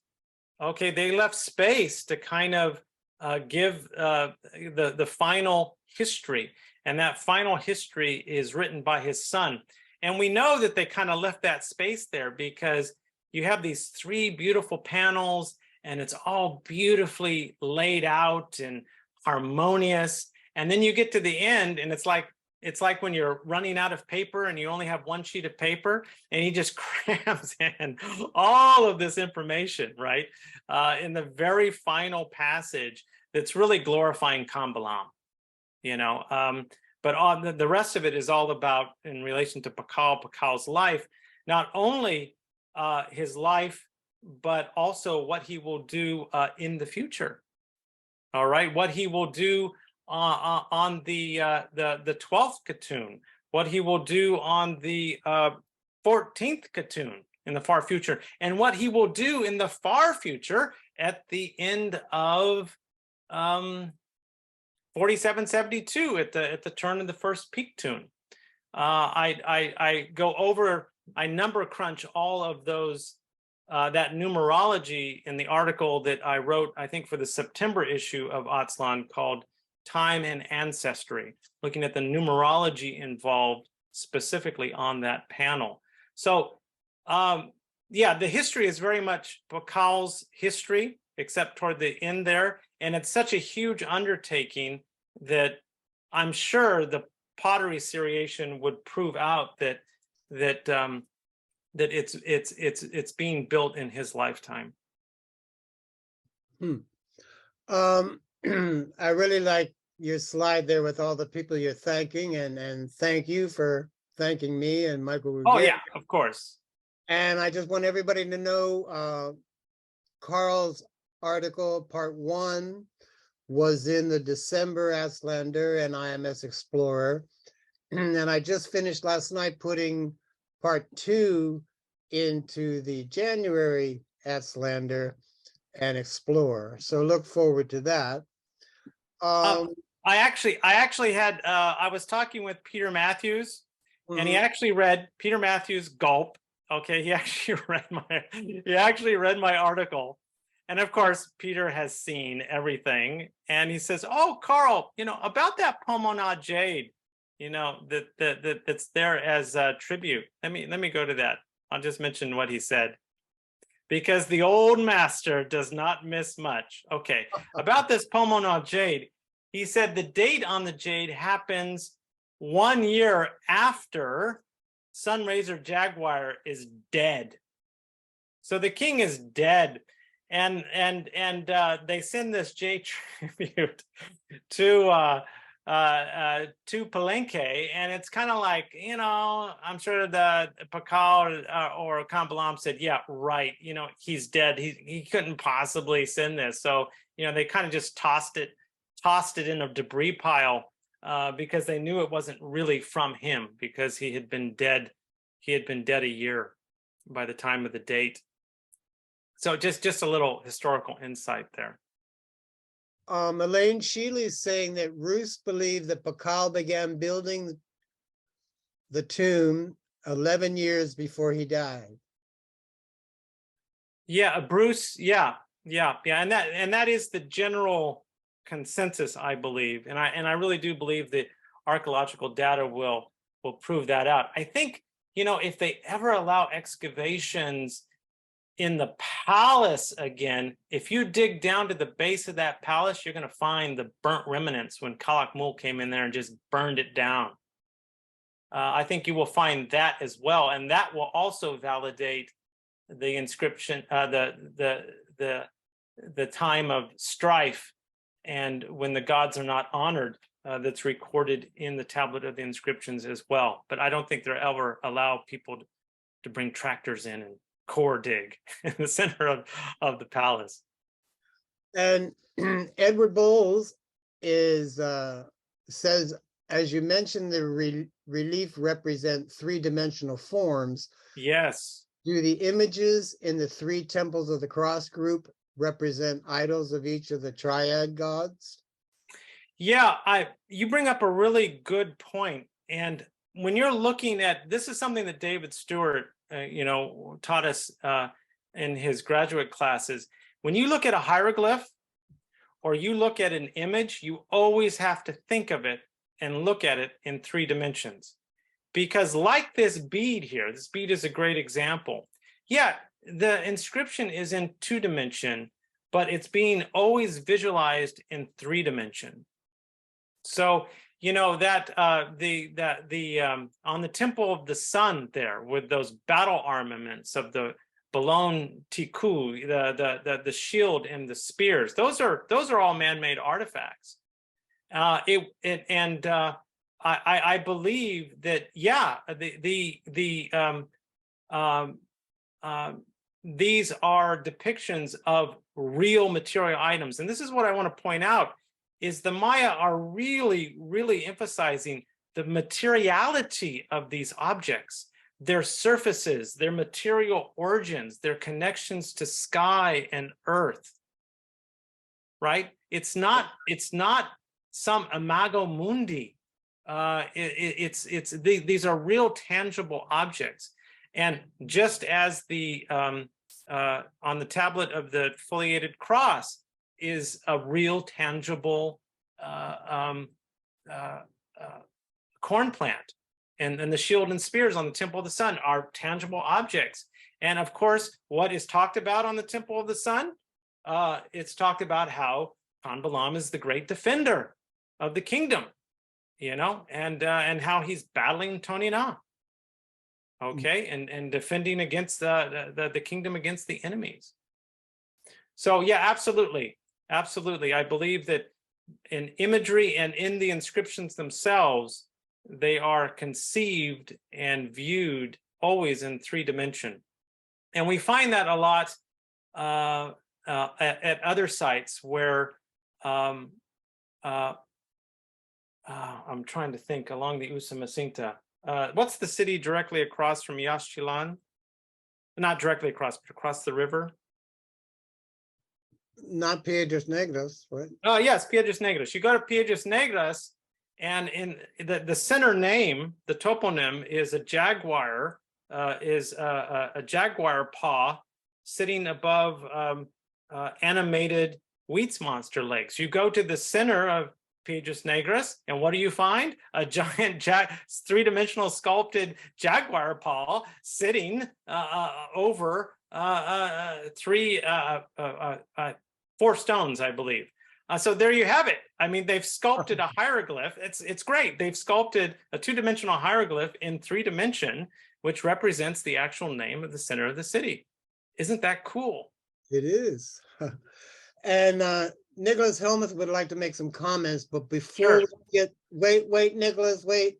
Before we get to some verbal back and forth, can we answer one more question here from Aaron?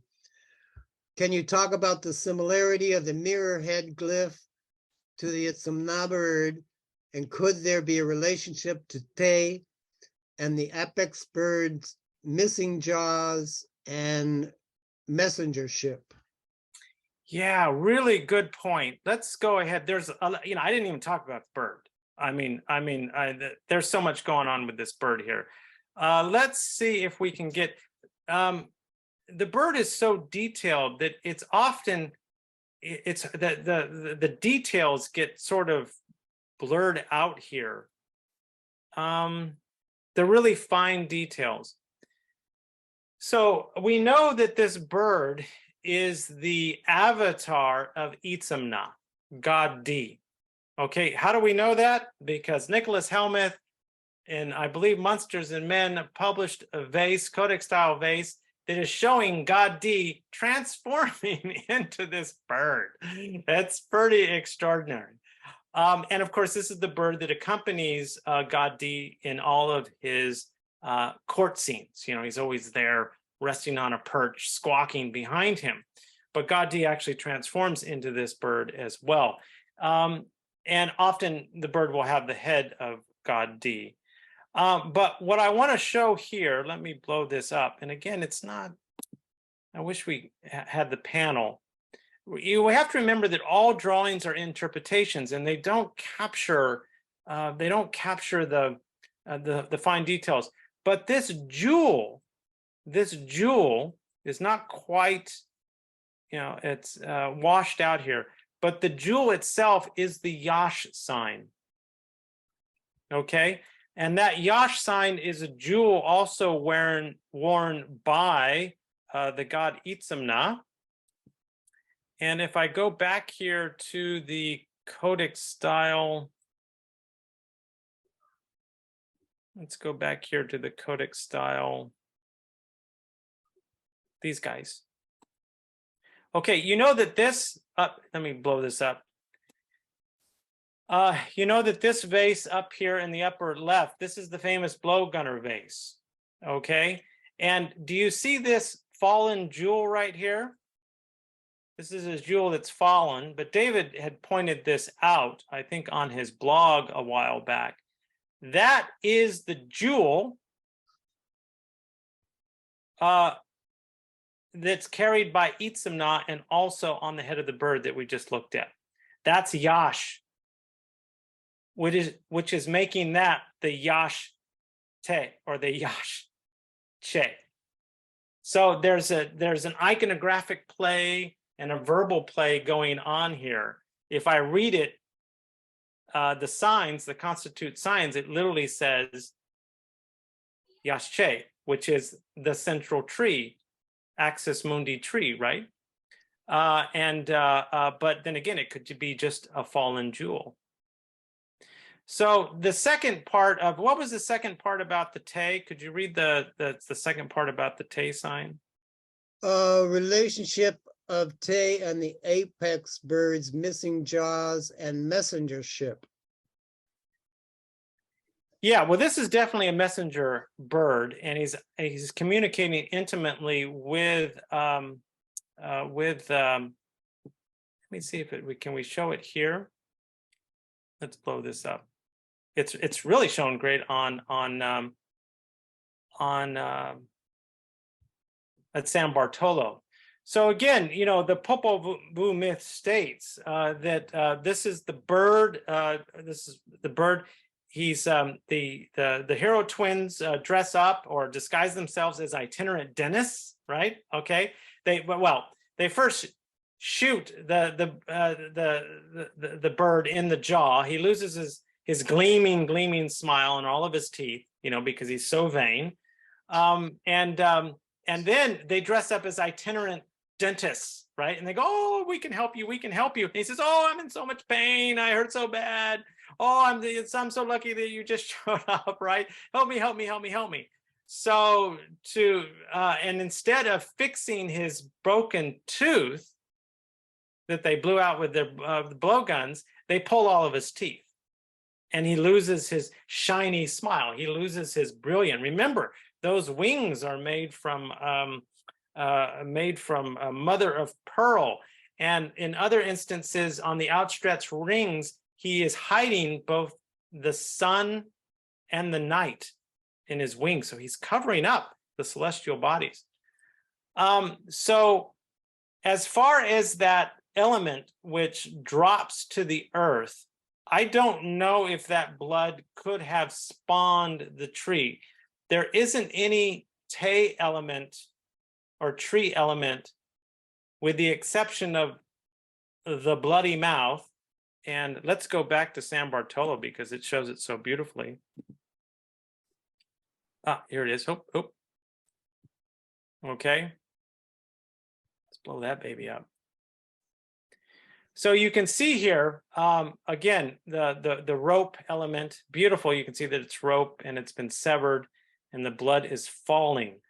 A lot more work will have to be done as to, again, this is an energetic flowing substance, so it's going to have a square-nosed blossom associated with it. The continuity is just extraordinary. But I don't know if any of these elements, well, ultimately they are feeding the trees via their blood. So there is that blood connection. But as far as Te elements, great question. From my survey of the data, I don't know if that can be connected. I mean, look at this little guy here. Here we have another flowed square-nosed blossom. Look what he has. Seems like he has a leaf connected to him.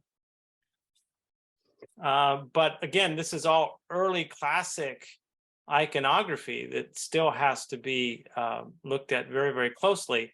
And then, of course, we have to relay that to what we see within the classic period and see if there are connections. But what was so wonderful when Heather Hurst's drawings and these photographs came out, I was telling Jim, I just burst out crying. I just burst out crying because I had done all of this work, all of this spade work on the quatrefoil and the cardinal trees and the world trees. And I knew exactly what these messages were trying to convey. And I was just overcome with emotion to see the deep continuity that is being traced back to the very foundations of civilization itself via this tree imagery. One other thing that I would point out is that when this bird lands in the upper branches, this is the point of activation. Something is being activated. It could be a calendrical cycle. It could be a ritual, a movement. And David Stewart has mentioned that and I think he's right, there's a continuity with the voladores, right? Where the voladores climb the tree, right? And then they spread their wings. These are the voladores who climb the poles and then swing down the poles, the four corners, and then land onto the ground. You can see them in Mexico City next to the museum, and they perform all over Mexico, right? This is this ancient ritual of centering the four birds, flying into the boughs of the tree, and then the landing. It's this point of activation. And Donald Hales, who you also thanked, who's here with us tonight, he said there's a small 3D bone version of the principal bird deity that he can send you images of. Oh, that would be great. I mean, I like to get more into elements of the bird. Because of those big claws, I think Nicholas Helmuth and also Eric Boot, there's a couple images where they look exactly like harpy eagle talons, right? These are the big eagles that that snatch monkeys out of the tree. They're really big birds, but he's probably has features that are a compilation of several birds, but no doubt, primary to the rites and rituals relating to the creation of the universe and the creation of the current world. Thanks, Donald. And Mr. Dave Schaefer asks, any thoughts on how the iconography of tree crosses and the many symbols you have detailed tonight relate to 4 Ahau, Akamku, and especially the 2360 BCE dates that are emphasized in the cross group? Do we have time to answer that question? No. The answer is, well, of course, I did my PhD thesis on the events of Eriday, right? All the events. There are over 50 inscriptions that talk about the events that happen on that single day. It's actually more like a 24 to 36 hour period. There is pre-era, there's a destruction and a cataclysm, followed by a reordering and a rebirth. Okay, so they're happening in the twilight hours, midday, and dawn, where this order is renewed. So how do I put it in sort of general terms that talk about specifics? Is that for all ancient peoples, whether they're Babylonian or Egyptian, ancient Roman or ancient Greek, all order is sacred. The opposite of order is chaos. Okay, so on these foundation events, the primary action is that of an ordering. Just like from that quote from the Chilam Balams, the Bakhabs come. What is their primary action? Their primary action is to separate sky from earth and to create order. They create the cosmogram. And in the four corners in the center, they place 5 trees. Okay, and this is the great catalog which the Maya order and orient their world.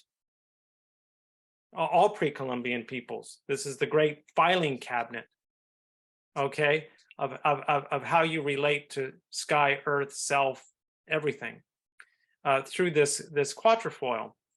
So all order is sacred.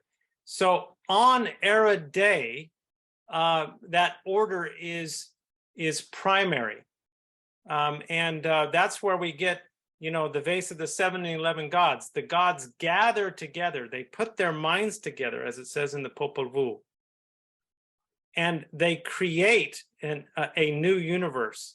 And the primary verb, guess what? The primary verb on the vase of the 7 and 11 gods, showing this primordial event, is to order. They order the gods. And by ordering the gods, those gods in turn each have custodial duties in which they order the day, they order time, and they order space. And then the ordering of the space, as it is related in the Chalam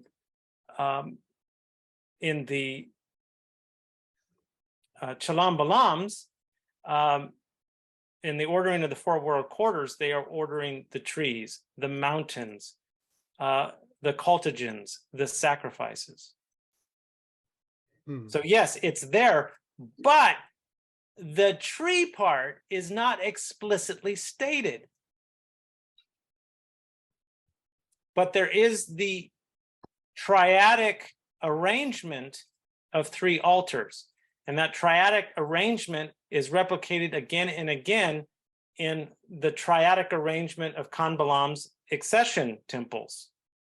You go to Tikal and El Mirador and all these other sites, and on the top of the temples, you'll have 3 little temples all facing one another.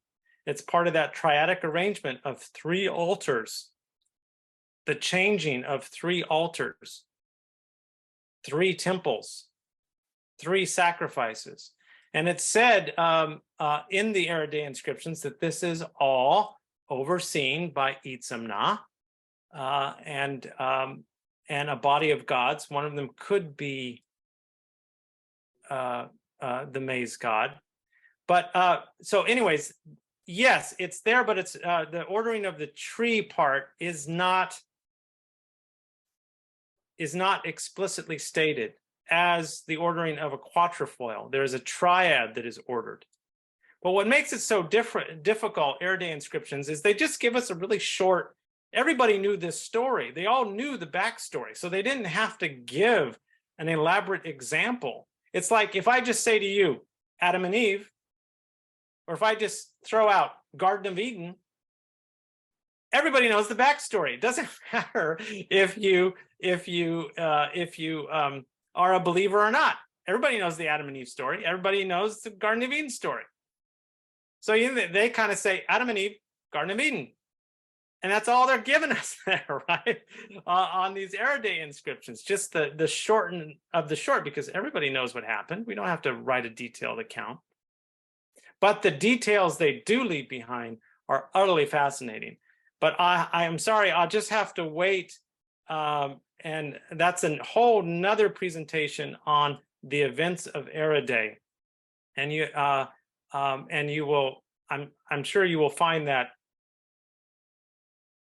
extremely interesting, because we do have a lot of details about the ordering and the structure of time, and the ordering and the structure of the Maya landscape.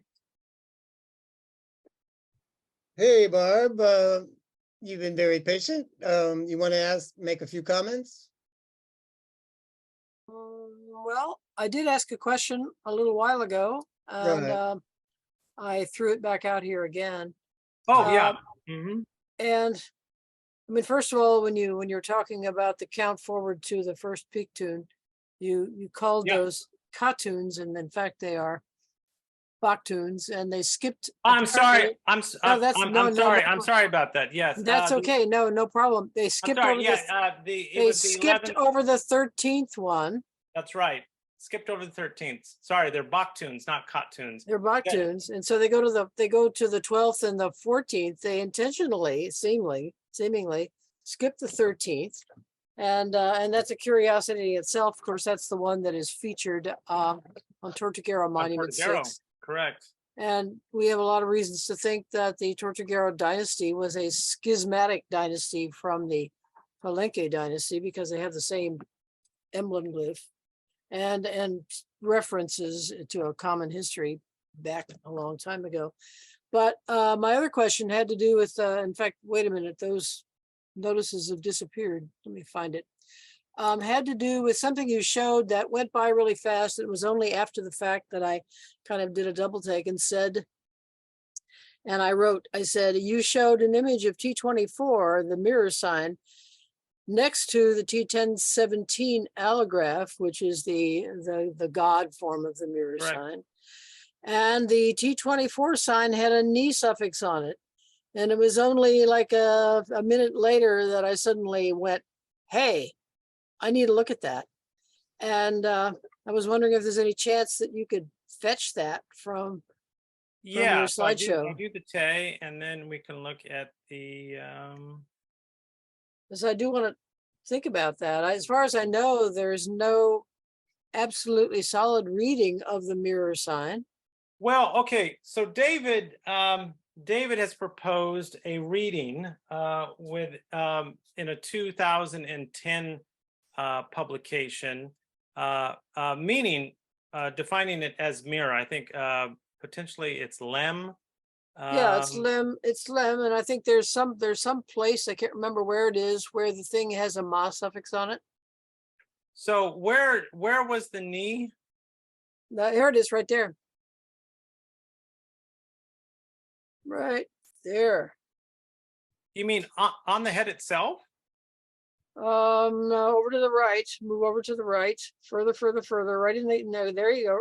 Nope. Look at the green area there. In the sky band. In right the earth there. band. Well, the earth band in this case. Yeah.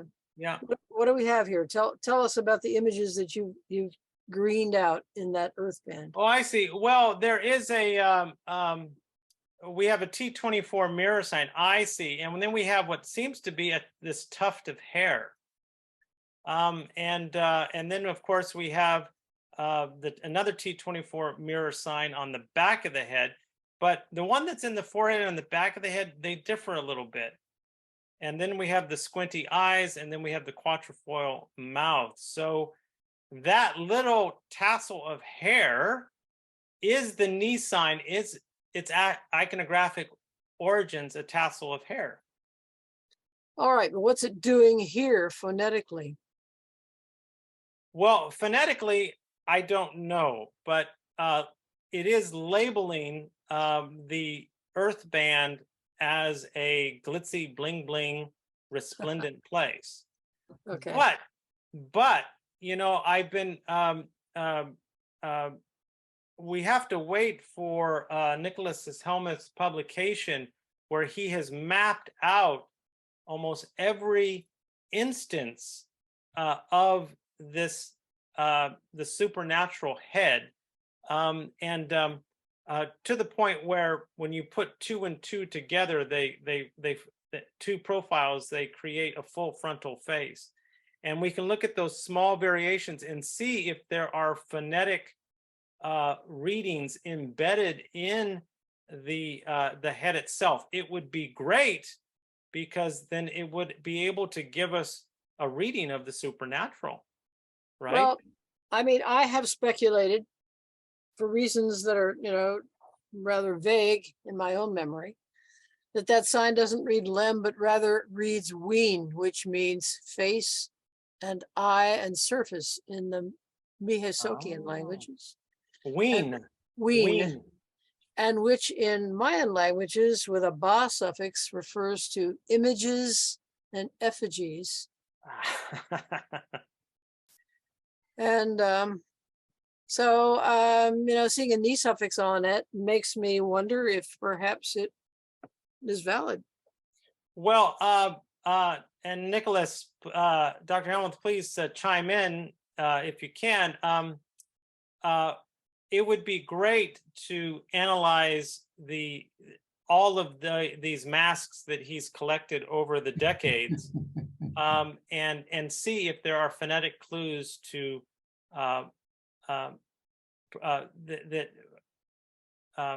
it wouldn't be unusual to have phonetic clues to actually pronounce an aspect of the T1017 supernatural. And of course, as you well know, they do it all the time. They'll put in Wheat's mountain signs, they'll put elements of the name of the mountain or the elements of Wheat's itself. They're always doing this interplay between the written language and the iconography. And sometimes like this, they fuse them and meld them so closely that what you think is iconography could be spelling various parts of the item depicted. Yeah. There are a lot. Well, first of all, the presentation was amazing. I learned a lot. Hey, thank you. Just a few. The presence of that head on an earth band is very unusual. It is, isn't it? Yeah, exactly. But I won't. Let's put it this way. I'm studying the sky band. I'm studying some other bands too. There are a lot of bands out there. There are. That'll all be available as soon as I can do it. What I wanted to make a couple of comments. First of all, the head does occur in, shall we say, variations. So I think a good epigrapher will notice different aspects.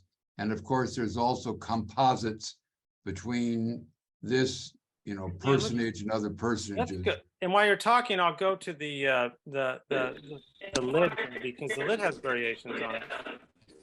What I wanted to make some comments, the bloody rope that you talk about, that is blood coming out, but that is a snake because it has the snake body, and the snakes do go together like a rope. So the snakes do twine like that. And the snake in the beak of the bird, that's because that's a snake hawk, or it's also called the laughing falcon. So one bird has two names. One is the snake hawk, and the other is the laughing falcon.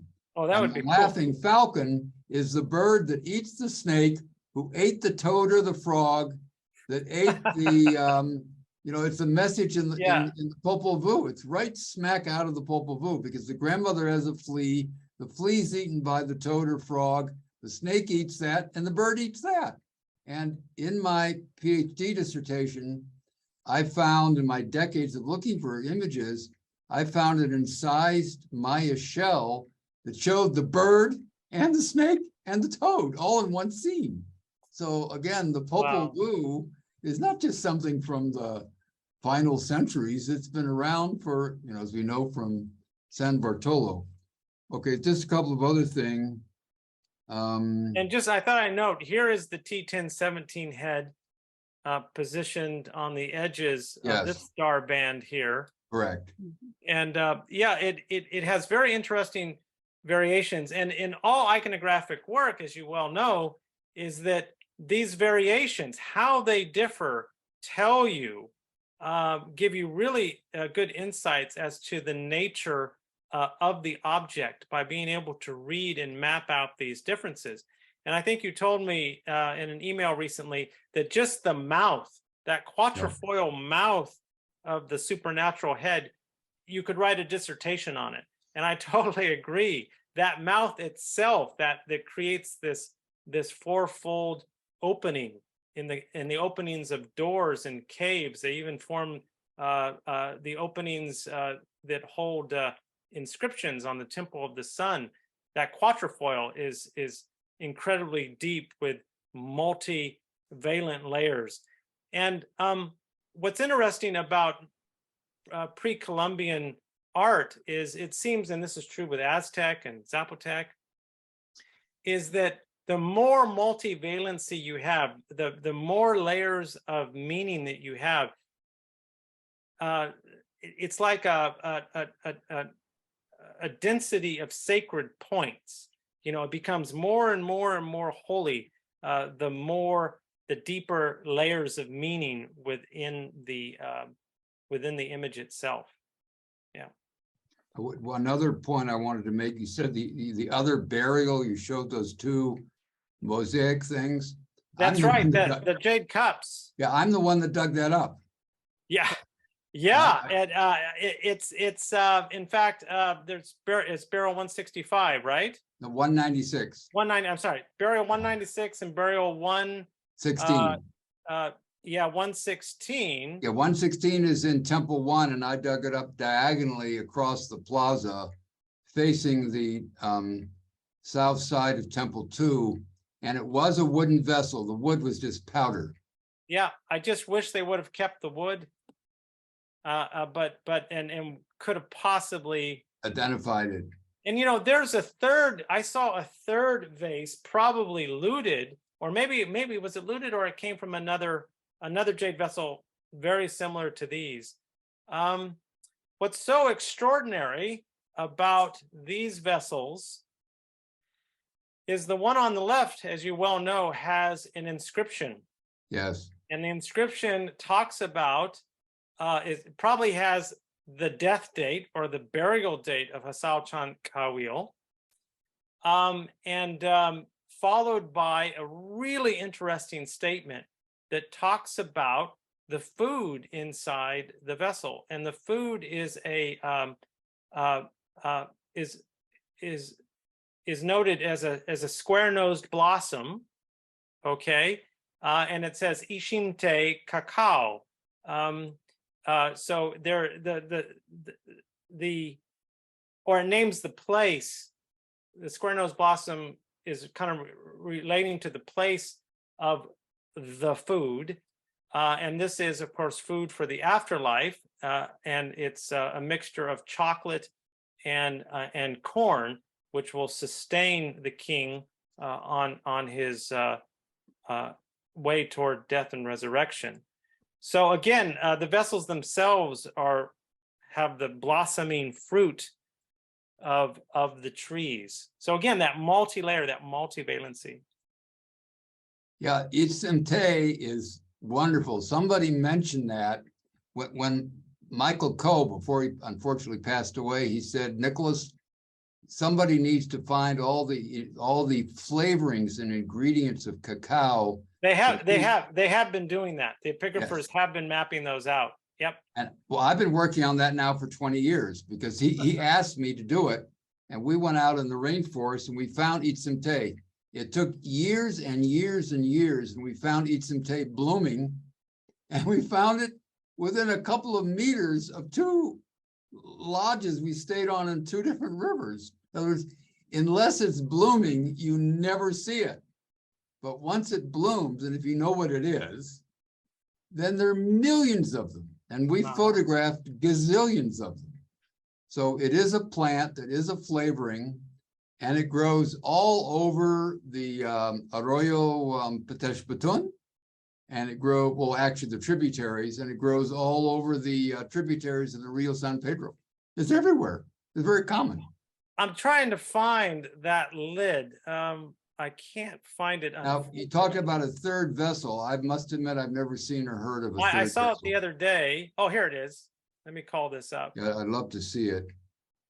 Not the vessel, but let me just call this up, this inscription, because it's... And one final point is that the tree shown on all the Codex style vases, I'm estimating it's a Crescentia Cujete, Hikara Omoro. Say that again. I'm estimating that on the Codex style vases, the tree yes, okay. is a Crescentia Cujete, which is Hikara or Moro. It's just an estimate. but that's not Ceiba whatsoever. The leaves on all those I got Codex you. Yeah. Valdeses are all the same leaf, and they're not. Keep in mind, where I am in Guatemala now. I have a research garden around me. So every tree I want to study and the plants I want to study, I just plant them. So I walk out my door every day and I'm looking at iconography in front of me. And those, you're absolutely right. The more you observe the natural world of the Maya, the more you will understand the iconography of the Maya. And they are signaling and telegraphing by the way they draw a leaf, by the way they draw a blossom, by the way they draw the trunk of a tree, exactly, they're basically telling you the typology of the plant. They're telegraphing specifically what this plant is, and again, that's why your work is so important, because the more you investigate the natural world, the more you'll understand the finer elements of Maya iconography. We got to get away from the generalizations, go back to nature, and let nature be our teacher here. On the topic of Crescentia cujete, go back to San Bartolo. It is the fundamental tree of the San Bartolo murals.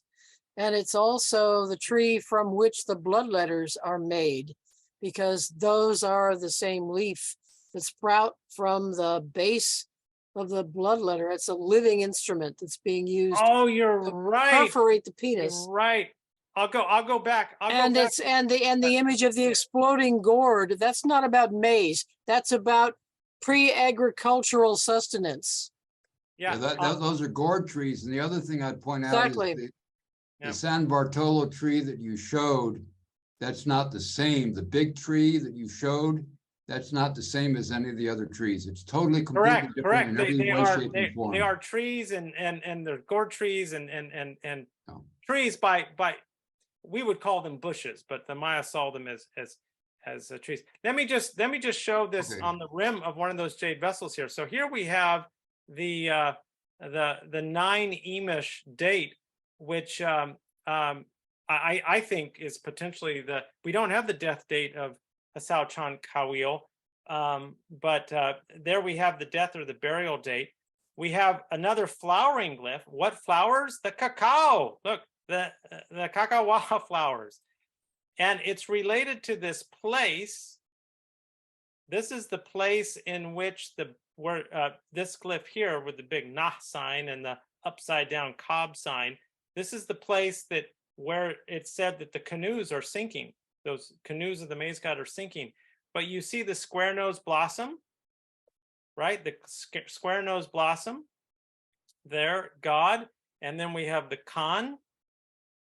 And then we have a knob. This is a sea or ocean place. All of this is replicated on the canoe bones from burial 116. And this is the place in which, again, the event is happening, and diving in there.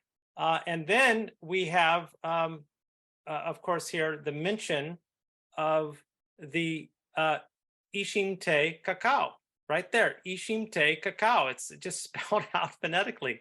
Ishimte le cacawa. So again, this vessel is carrying this food of sustenance for the journey of the dead king. And of course, what follows is the name of the vessel and the name of the king, Hasao Chan Kawil, and he is the Forkatun Lord. So he's really old, right? He is the Forkatun Lord here at the end. It's pretty extraordinary. Let me go back to that. Let me go back to the Let me go back to the San Bartolo, and about the stick there that's being perforating the. There we go. Yeah, it's a rare use of that type of a perforator. Oh, I just lost you. Did I lose you? Did I I lose hear you? you. Yeah, we hear you. We hear you. We hear you. Okay, hold on. Can you see what I was sharing there? Yep, Yes. we got it. Okay, I don't have it. Let me stop sharing, just do it yeah. one more time.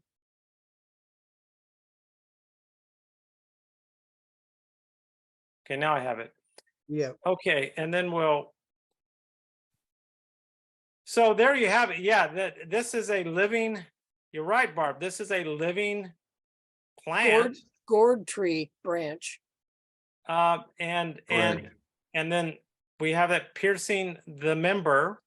He's just captured the little deer and is going to place the deer.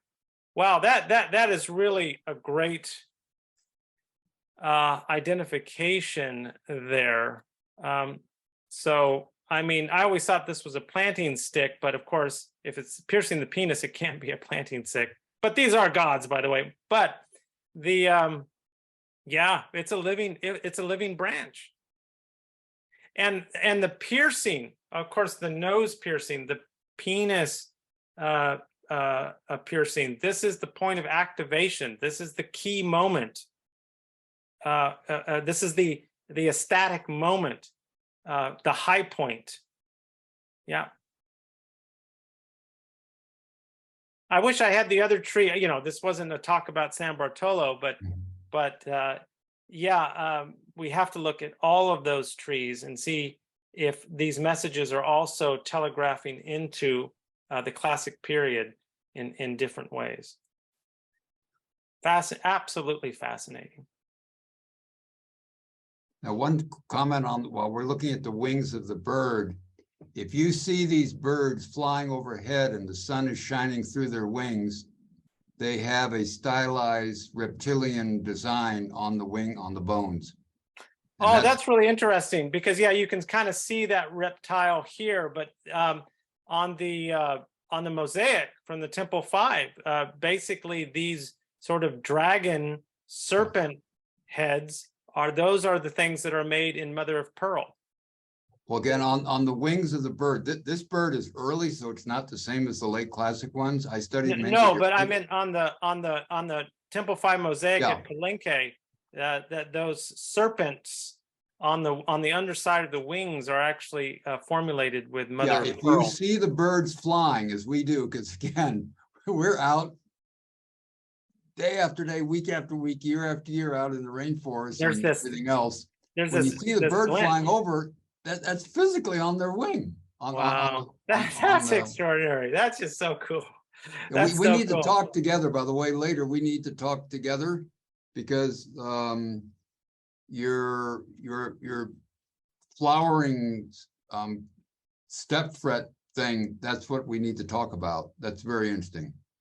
Yeah. There's lots of little details here to consider, but again, always going back to nature as our greatest teacher and seeing what messages the Maya learned. And this is how this iconography is so deeply rooted into the roots and rhythms of the Maya forest. Everything from the connections between mountains and stones and ancestors, and where spirits return to the mountain of your lineage, and even today in the highlands of Guatemala, when people ask where you're from, where is your mountain? To orient you, where is the mountain of your ancestors? This is all just really deeply ingrained, not only into the psyche, but just their everyday common sense. But we find it quite extraordinary. But this was their world. It's being telegraphed. Yeah. So any other questions that popped on the radar there, Jim? One last one from Alan Christensen makes a comment. He goes, fascinating in this context that in the Popol Vuh, the creator gods, as Carl mentions for the vase of the seven gods, bring together their thoughts and their words. The esoteric concept thoughts and the physical manifestations words, thus the physical manifestation of the tree, which is a fascinating interpretation. Yes, I absolutely, you're spot on. And, you know, when I first read that passage, I think actually you presented it at a Texas workshop. I mean, lights went off in my head, because what the Popol Vuh is actually saying, and let me see if I can actually call up just the vase of the 7-11 gods, so that we can look at that a little closer. Let me see if I can open up recent. Okay. All right. I know you're limited on time, Jim, so I don't want to take up too much time here, but I just pulled up an Araday presentation, which takes about 5 hours to go through. While you're finding that for 5 hours, that was just one example in the Popol Vuh that generally in those poetic couplets, just like you see in the glyphic inscriptions, in the Popol Vuh, oftentimes in the couplet, it will give the concept and the physical manifestation of it, which goes right along with your idea that you're showing the esoteric tree, but it's actually got a physical manifestation. I'm really fascinated by the idea that it's, at least on the sarcophagus lid, that is actually a physical manifestation. Well, what I want to show you here is the Tay god is there. The tree god is there on Araday. Let me show you. Okay, this is probably, let me do this here. Okay, so what the gods are doing is exactly what's described in the Popol Vuh. They are coming together. They are joining their thoughts, because this is Maya common sense. Everything around us is created. You were created, this house was created, this computer was created. All things in our material world were created by two people coming together and mingling their thoughts. Okay, Alan came from a mingling of the thoughts of your mother and father. Okay, we all did. So this was common sense. So the gods come together, they mind meld, and they mingle their thoughts. And what happens out of that is they construct, they build the world anew. And what a lot of people don't know is there is the Tay god. Let me see. Yeah, with all this gunk coming out of his mouth here. So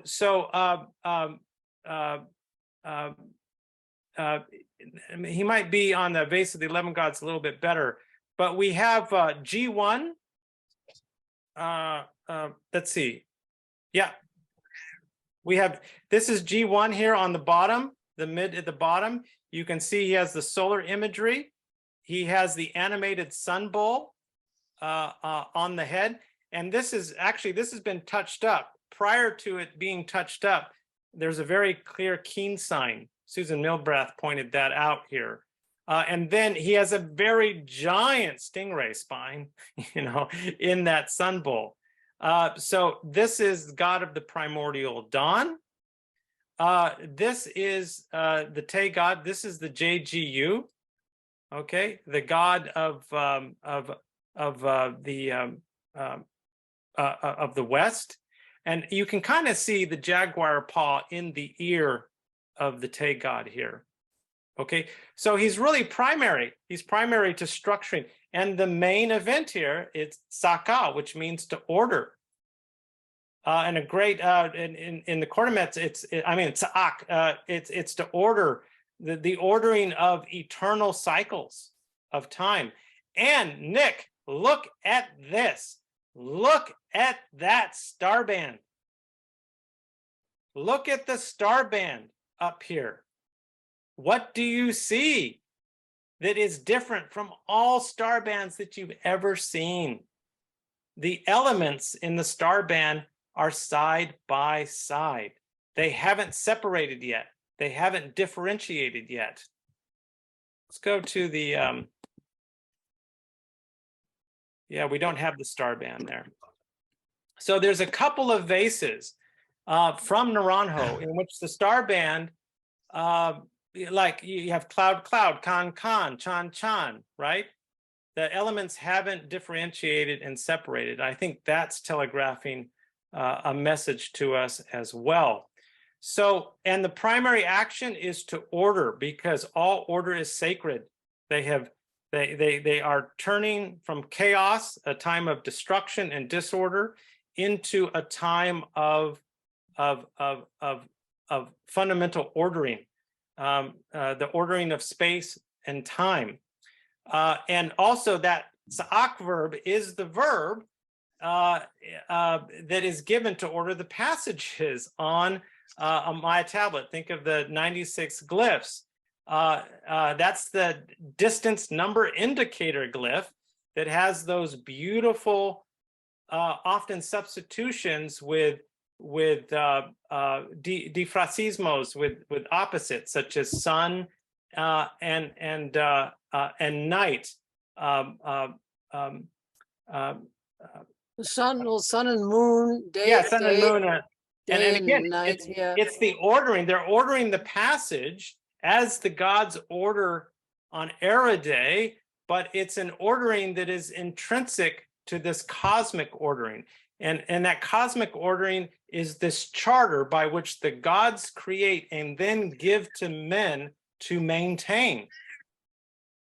And so in the inscriptions itself, we order the passages like these ancient cycles were ordered, like it was ordered at the very beginning of time. And then they also talk at Palenque about how it pleases Pakal's heart to order his progeny, to order his sons, right? So again, it's this order that is related to these intrinsic cycles of that are eternal, like night and day, like tortillas and water, like blood and sacrifice. Wind and water. Wind and water. Wind and water. Moon and star are a pair. That's right. Just as the wind is the precursor to the rain, so we order. So we order the passage. Tza'ak. Right? And it is the order, it is the charter that is created by the or fashioned by the gods and given to humans. It's like the numbers 1 and 7. They also represent the full cycle. Yeah, the guy on the jaguar throne is doing his fingers together like it's completion. That's right. That's a god El. That's god of that's Mashimon. That's god of the underworld. Yeah. Of course, up above here, he has got a big caiman, and look what's on that caiman's tail. What's on that caiman's tail is a hot glyph of water. So this is this is the caiman whose head's cut off and can flood the world at any time. So yeah, there's so much going on here. But my argument is that each one of these gods that are represented are aspects of the sun. And what is being ordered here are the footsteps of the sun. And so the Te god can be related to solar rebirth. We have the JGU, we have the G1, and we also have the deer with the hanging jaw, who is also an aspect of the sun god. So one of the primary activities is the ordering of the sun's steps, and that makes sense because, as Barbara McLeod so clearly pointed out to me one day, she said, "You know what the long count is? The long count is a count of keens. It's a count of suns. 1 sun, 2 sun, 3 sun, 4 sun." So what's primary to the ordering on Eriday is the solar walk, the path of the sun. And that's why you have aspects of the sun represented in each one of these gods. Because what's being ordered initially, again, is the solar trek of the sun god. 2 of those guys in the lower register have centipede jaws, that big promontory. Yes, that's right. This is the Wuk Tapas. Well, it's Balu Nyokte, who is also mentioned among the gods who are being set in order. Correct. I totally Yeah. agree with that. So again, the Yeah. other solar, this is the god of the midnight sun. This is the god of the underworld sun, who is on the potty mouth rabbit vase. Okay. Oh yeah. in which the god El has his clothes stolen by the moon rabbit, the consort of the moon goddess. Okay. And so the Blon Yokte, and here he is with the Wuk Chapat headdress. He wears exactly that same headdress on the rabbit vase as well. So again, all this, and this is never talked about. This solar imagery is never mentioned. Okay. And I think it, again, the footsteps of the sun is one thing. The other thing is something that Linda pointed out here, is what this is a wrapped stela. This is a bound stela, and I think she's absolutely right. And this is the stela and the bound altar that is one of those triadic altars that are going to be set up, or it's representative of the 3 altars that are going to be set up on Eriday. Okay, this is the marking of the first count. The marking of the first Baktun. Not the first Baktun, but the initiating of the first Baktun, the first day, which will lead to the Katun and then the Baktun. Oh gosh, there's so much more, but I'll leave it there. But I just hope that- basically the dark background and the fact that they're all wearing their jaguar skirts, that tells you it's happening in the night of darkness in the underworld before. No, they guess what? Jim? Here's the answer to your question. They tell us on the vase of the 11 gods where it all happens. It happens. I don't know if you can read that. It says Uti, Ut, all right, Uti Ya. It happened at the sun K'inich K'inich. It happened at the sun squinty place. They're telling you that the event, now it's K'inichil. This could be lay there after the chi hand. So K'inichil. K'inichil, yes. Is it a historical place? In the Maya historical record, yes, but it's also emblematic of this place where the steps of the sun are being oriented. If you show the next 2 sides of this vase. Yeah. The next 2 sides are If you, let's see the other of the 11 gods.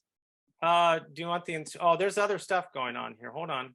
I wanted to show you the name glyph on that first black side. Yeah, up here. Up there, that name glyph is the square-nosed beastie. Hold on. Let me see if I can get over there. I can't remember if It's not on the 7, it's on the 11. Yeah, I see it. I have to go back to the main image. I'm sorry, because I only have that. I took a very close look at that. Hold on. Right up here. That, exactly, precisely. That's the square-nosed beast. And my whole story about the baby jaguar and the snake lady, which is now published in that volume that was edited by Holly Moyes and Alan Christensen and Frauke Sasha, that came out last year. I've established the value of that square-nosed beast, not the jeweled one or the flowery one, but the simpler one that operates as a hieroglyph. Its value, or its reading, is seen, which means sustenance. So the square-nosed beast reads sustenance. Okay, great. We have 2 glyphs here. I have to take a closer. I thought one of the glyphs was the green bat head, and the green bat does show up on Eriday inscriptions, or on foundational turns of the Baktun. But I'll have to, I would love to go over this with you and look at these. Unfortunately, the glyphs have been overpainted, so I never put too much stock in them, because again, with the overpainting, I don't know what elements they covered up. Yeah, Dory and I had a long discussion about specifically about the overpainting on that sign, and we felt as though we could resolve it into what had been altered and what was original. And I think it is, in fact, it's not a bat head, it's a square-nosed beast. Awesome. Awesome. Because yeah, I never, it was again, we need more corollary data. And then if it is square-nosed beastie, I can, that changes some things about what we see in the iconography and in the mythological scenes and the inscriptions of Eriday. That's really cool. Well, the square-nosed beast appears as the headdress diadems on the little wrapped guys on the snake lady scenes, where the snake lady is conjuring the serpent, out of whose open jaw comes the old god who wants to mate with her. In fact, there's a lot of sexual imagery there. But at the same time that the old god is born from the serpent, the little bundles who sit on the dais, there's one that's named Te, one is named Te, and one and the other is named Chak. And this, I think, is testimony to the origin of and sustenance for both rain and the primordial arboreal forest. And each of those little deities, those bundled deities, has the square-nosed beast as their headband diadem. That's so beautiful. And if for those that have still hanging on here, what Barbara's talking about in the scene with the snake lady vessels, those beautiful Kodak style snake lady vessels, one of them has it almost looks like a mummy bundle, but they're like little tiny baby versions of and one of them is the Te god, full figured of the Te god, and they're wrapped and bundled and sacrificed, and again they're relating to these progenitive powers that is going to give birth to garden and forest. And that's why he's here on the face of the 7 and 11 gods. Incredible. Thank you so much, Carl.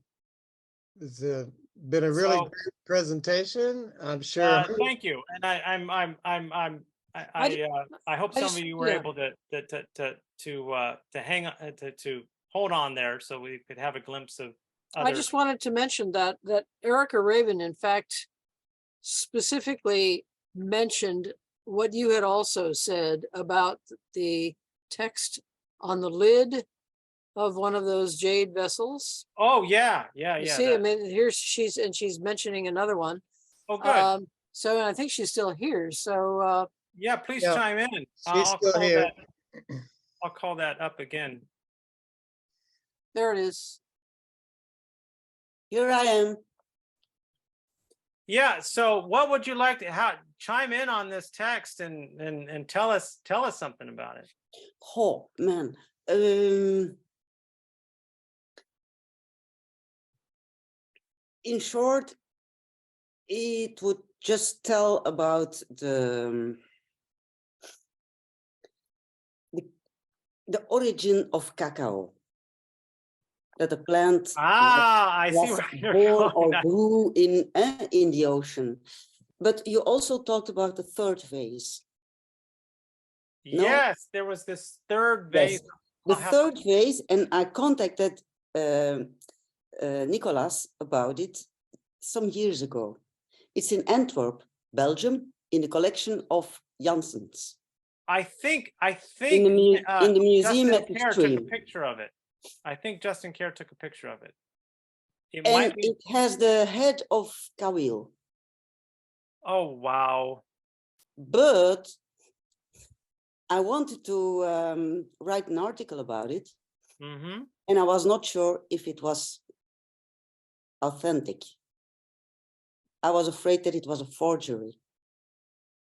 So I mailed Nicolas Helmut about it, and we had long chats about it. And in the end, I let it go because I didn't want to write an article about something that would be too tricky. Yeah, well, iconography doesn't lie. And if there is, you can't fake if there are fakes, often they don't do very good with the grammar, you know. And I would also say with certain key It's not a iconographic text. It's not a elements. text. I'm talking about the pot.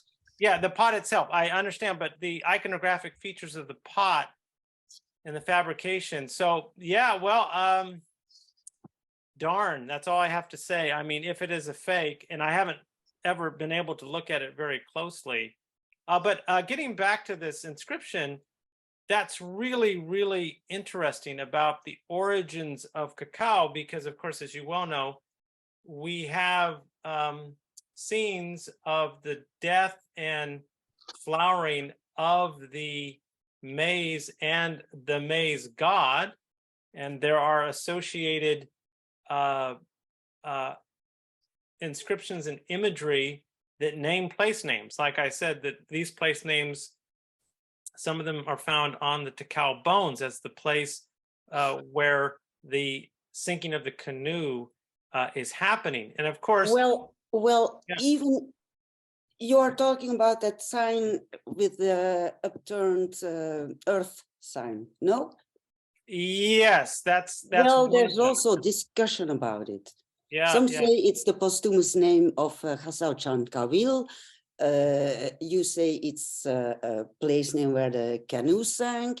Even about that sinking canoe is discussion. So yeah, it's complex. It's never, the Maya are never going to make it easy for us, are they? No. Let me just, I'll just do this real quick. Oh, I can't do that. Well, yeah, great. Well, I would love to have a discussion with you. It's gonna a discussion about the inscriptions on those bones. It would take up easily 2 or 3 hours. So I'm not going to do that, but let's stay in touch, and let's explore that a little bit further, because there's a lot more to unpack on those bones as far as the mythos and the origin story that is being played out there. And I think I might be able to surprise you about how the bones are all part of the same narrative, and how this episode 1, episode 2, episode 3 all play out. Like, you know, in the beginning, there's the breach in the canoe and the maw, and then there's the sinking of the canoe, and then, you know, it goes on and on and on and on until the death, the battle in the underworld with a sea serpent, and then the reemergence of the maize god, where he returns via canoe back to that place of reemergence and rebirth. So lots to talk about there. Great, fun. Can't wait. All right, we good? All right, I think we'll top it out at 10 o'clock and let everybody go and have some tea. Oh, it's 5 o'clock in the morning in Belgium. Oh, thank you so much. Thank you so much for the sacrifice. And it must no. For me, it's fun. Yeah. Well, thank you. Thank you, and thank Eric, you, Alan, and thank you everybody for your comments there. And I hope that you find this useful in your own work, and just, you know, keep applying it and keep expanding on it. Carl, if you want to join us on Wednesday, let me know tomorrow. Yeah, oh, for the limerick lesson? Oh no, for Wakanda Forever. Yeah, I will. I gotta see. And you worked on that movie. I did. Yeah, Barb, talk about bling. I'm actually in the credits. Royalty. We have Hollywood royalty in our presence. So you bet. I want the inside dope. I want the inside story. So let's contact us tomorrow, because Elaine and I have already bought our tickets, and but there might be a seat right next to us. So we'd have to look into that. See if we can. That would be great. Have you join us. I can't wait for you to translate the Yucatec for me. Oh, I could. I'm not sure that I'd be allowed to show you the original script that I was handed to translate, but I'm so glad they had you as an advisor, Barb. Yeah, me too. It was fun. Yeah. Okay. All right. Shall we sign off, Jim? All right. Let me just remind everybody to come back on January 9th, and we'll have another Aztlander Zoom with Jimena Catipian, who is with us tonight, who just returned from Chile. It'll be about Maya numbers and computations. But thank you, Carl. It's been really good. The recording will be about 3 hours since we started after the hour. So that'll be good. You're getting in under Barb's 3 hours and 20 minutes. Well, remember, the Irish will never tell you a short story. You know, they'll always tell you a story with a wee bit of blarney, which is the polished truth always. And thank you, Erica, for getting up early. That means a lot. Yeah, great, Erica, and keep in touch. Email me, please. I like it. All right, peace out, everybody. All right, thank you, Carl. Bye-bye. Till next time. Till next time.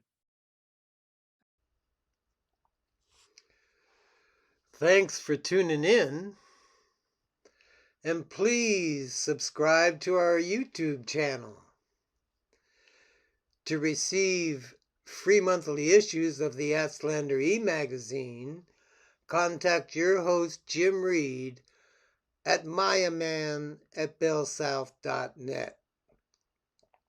Thank you once again. Take care.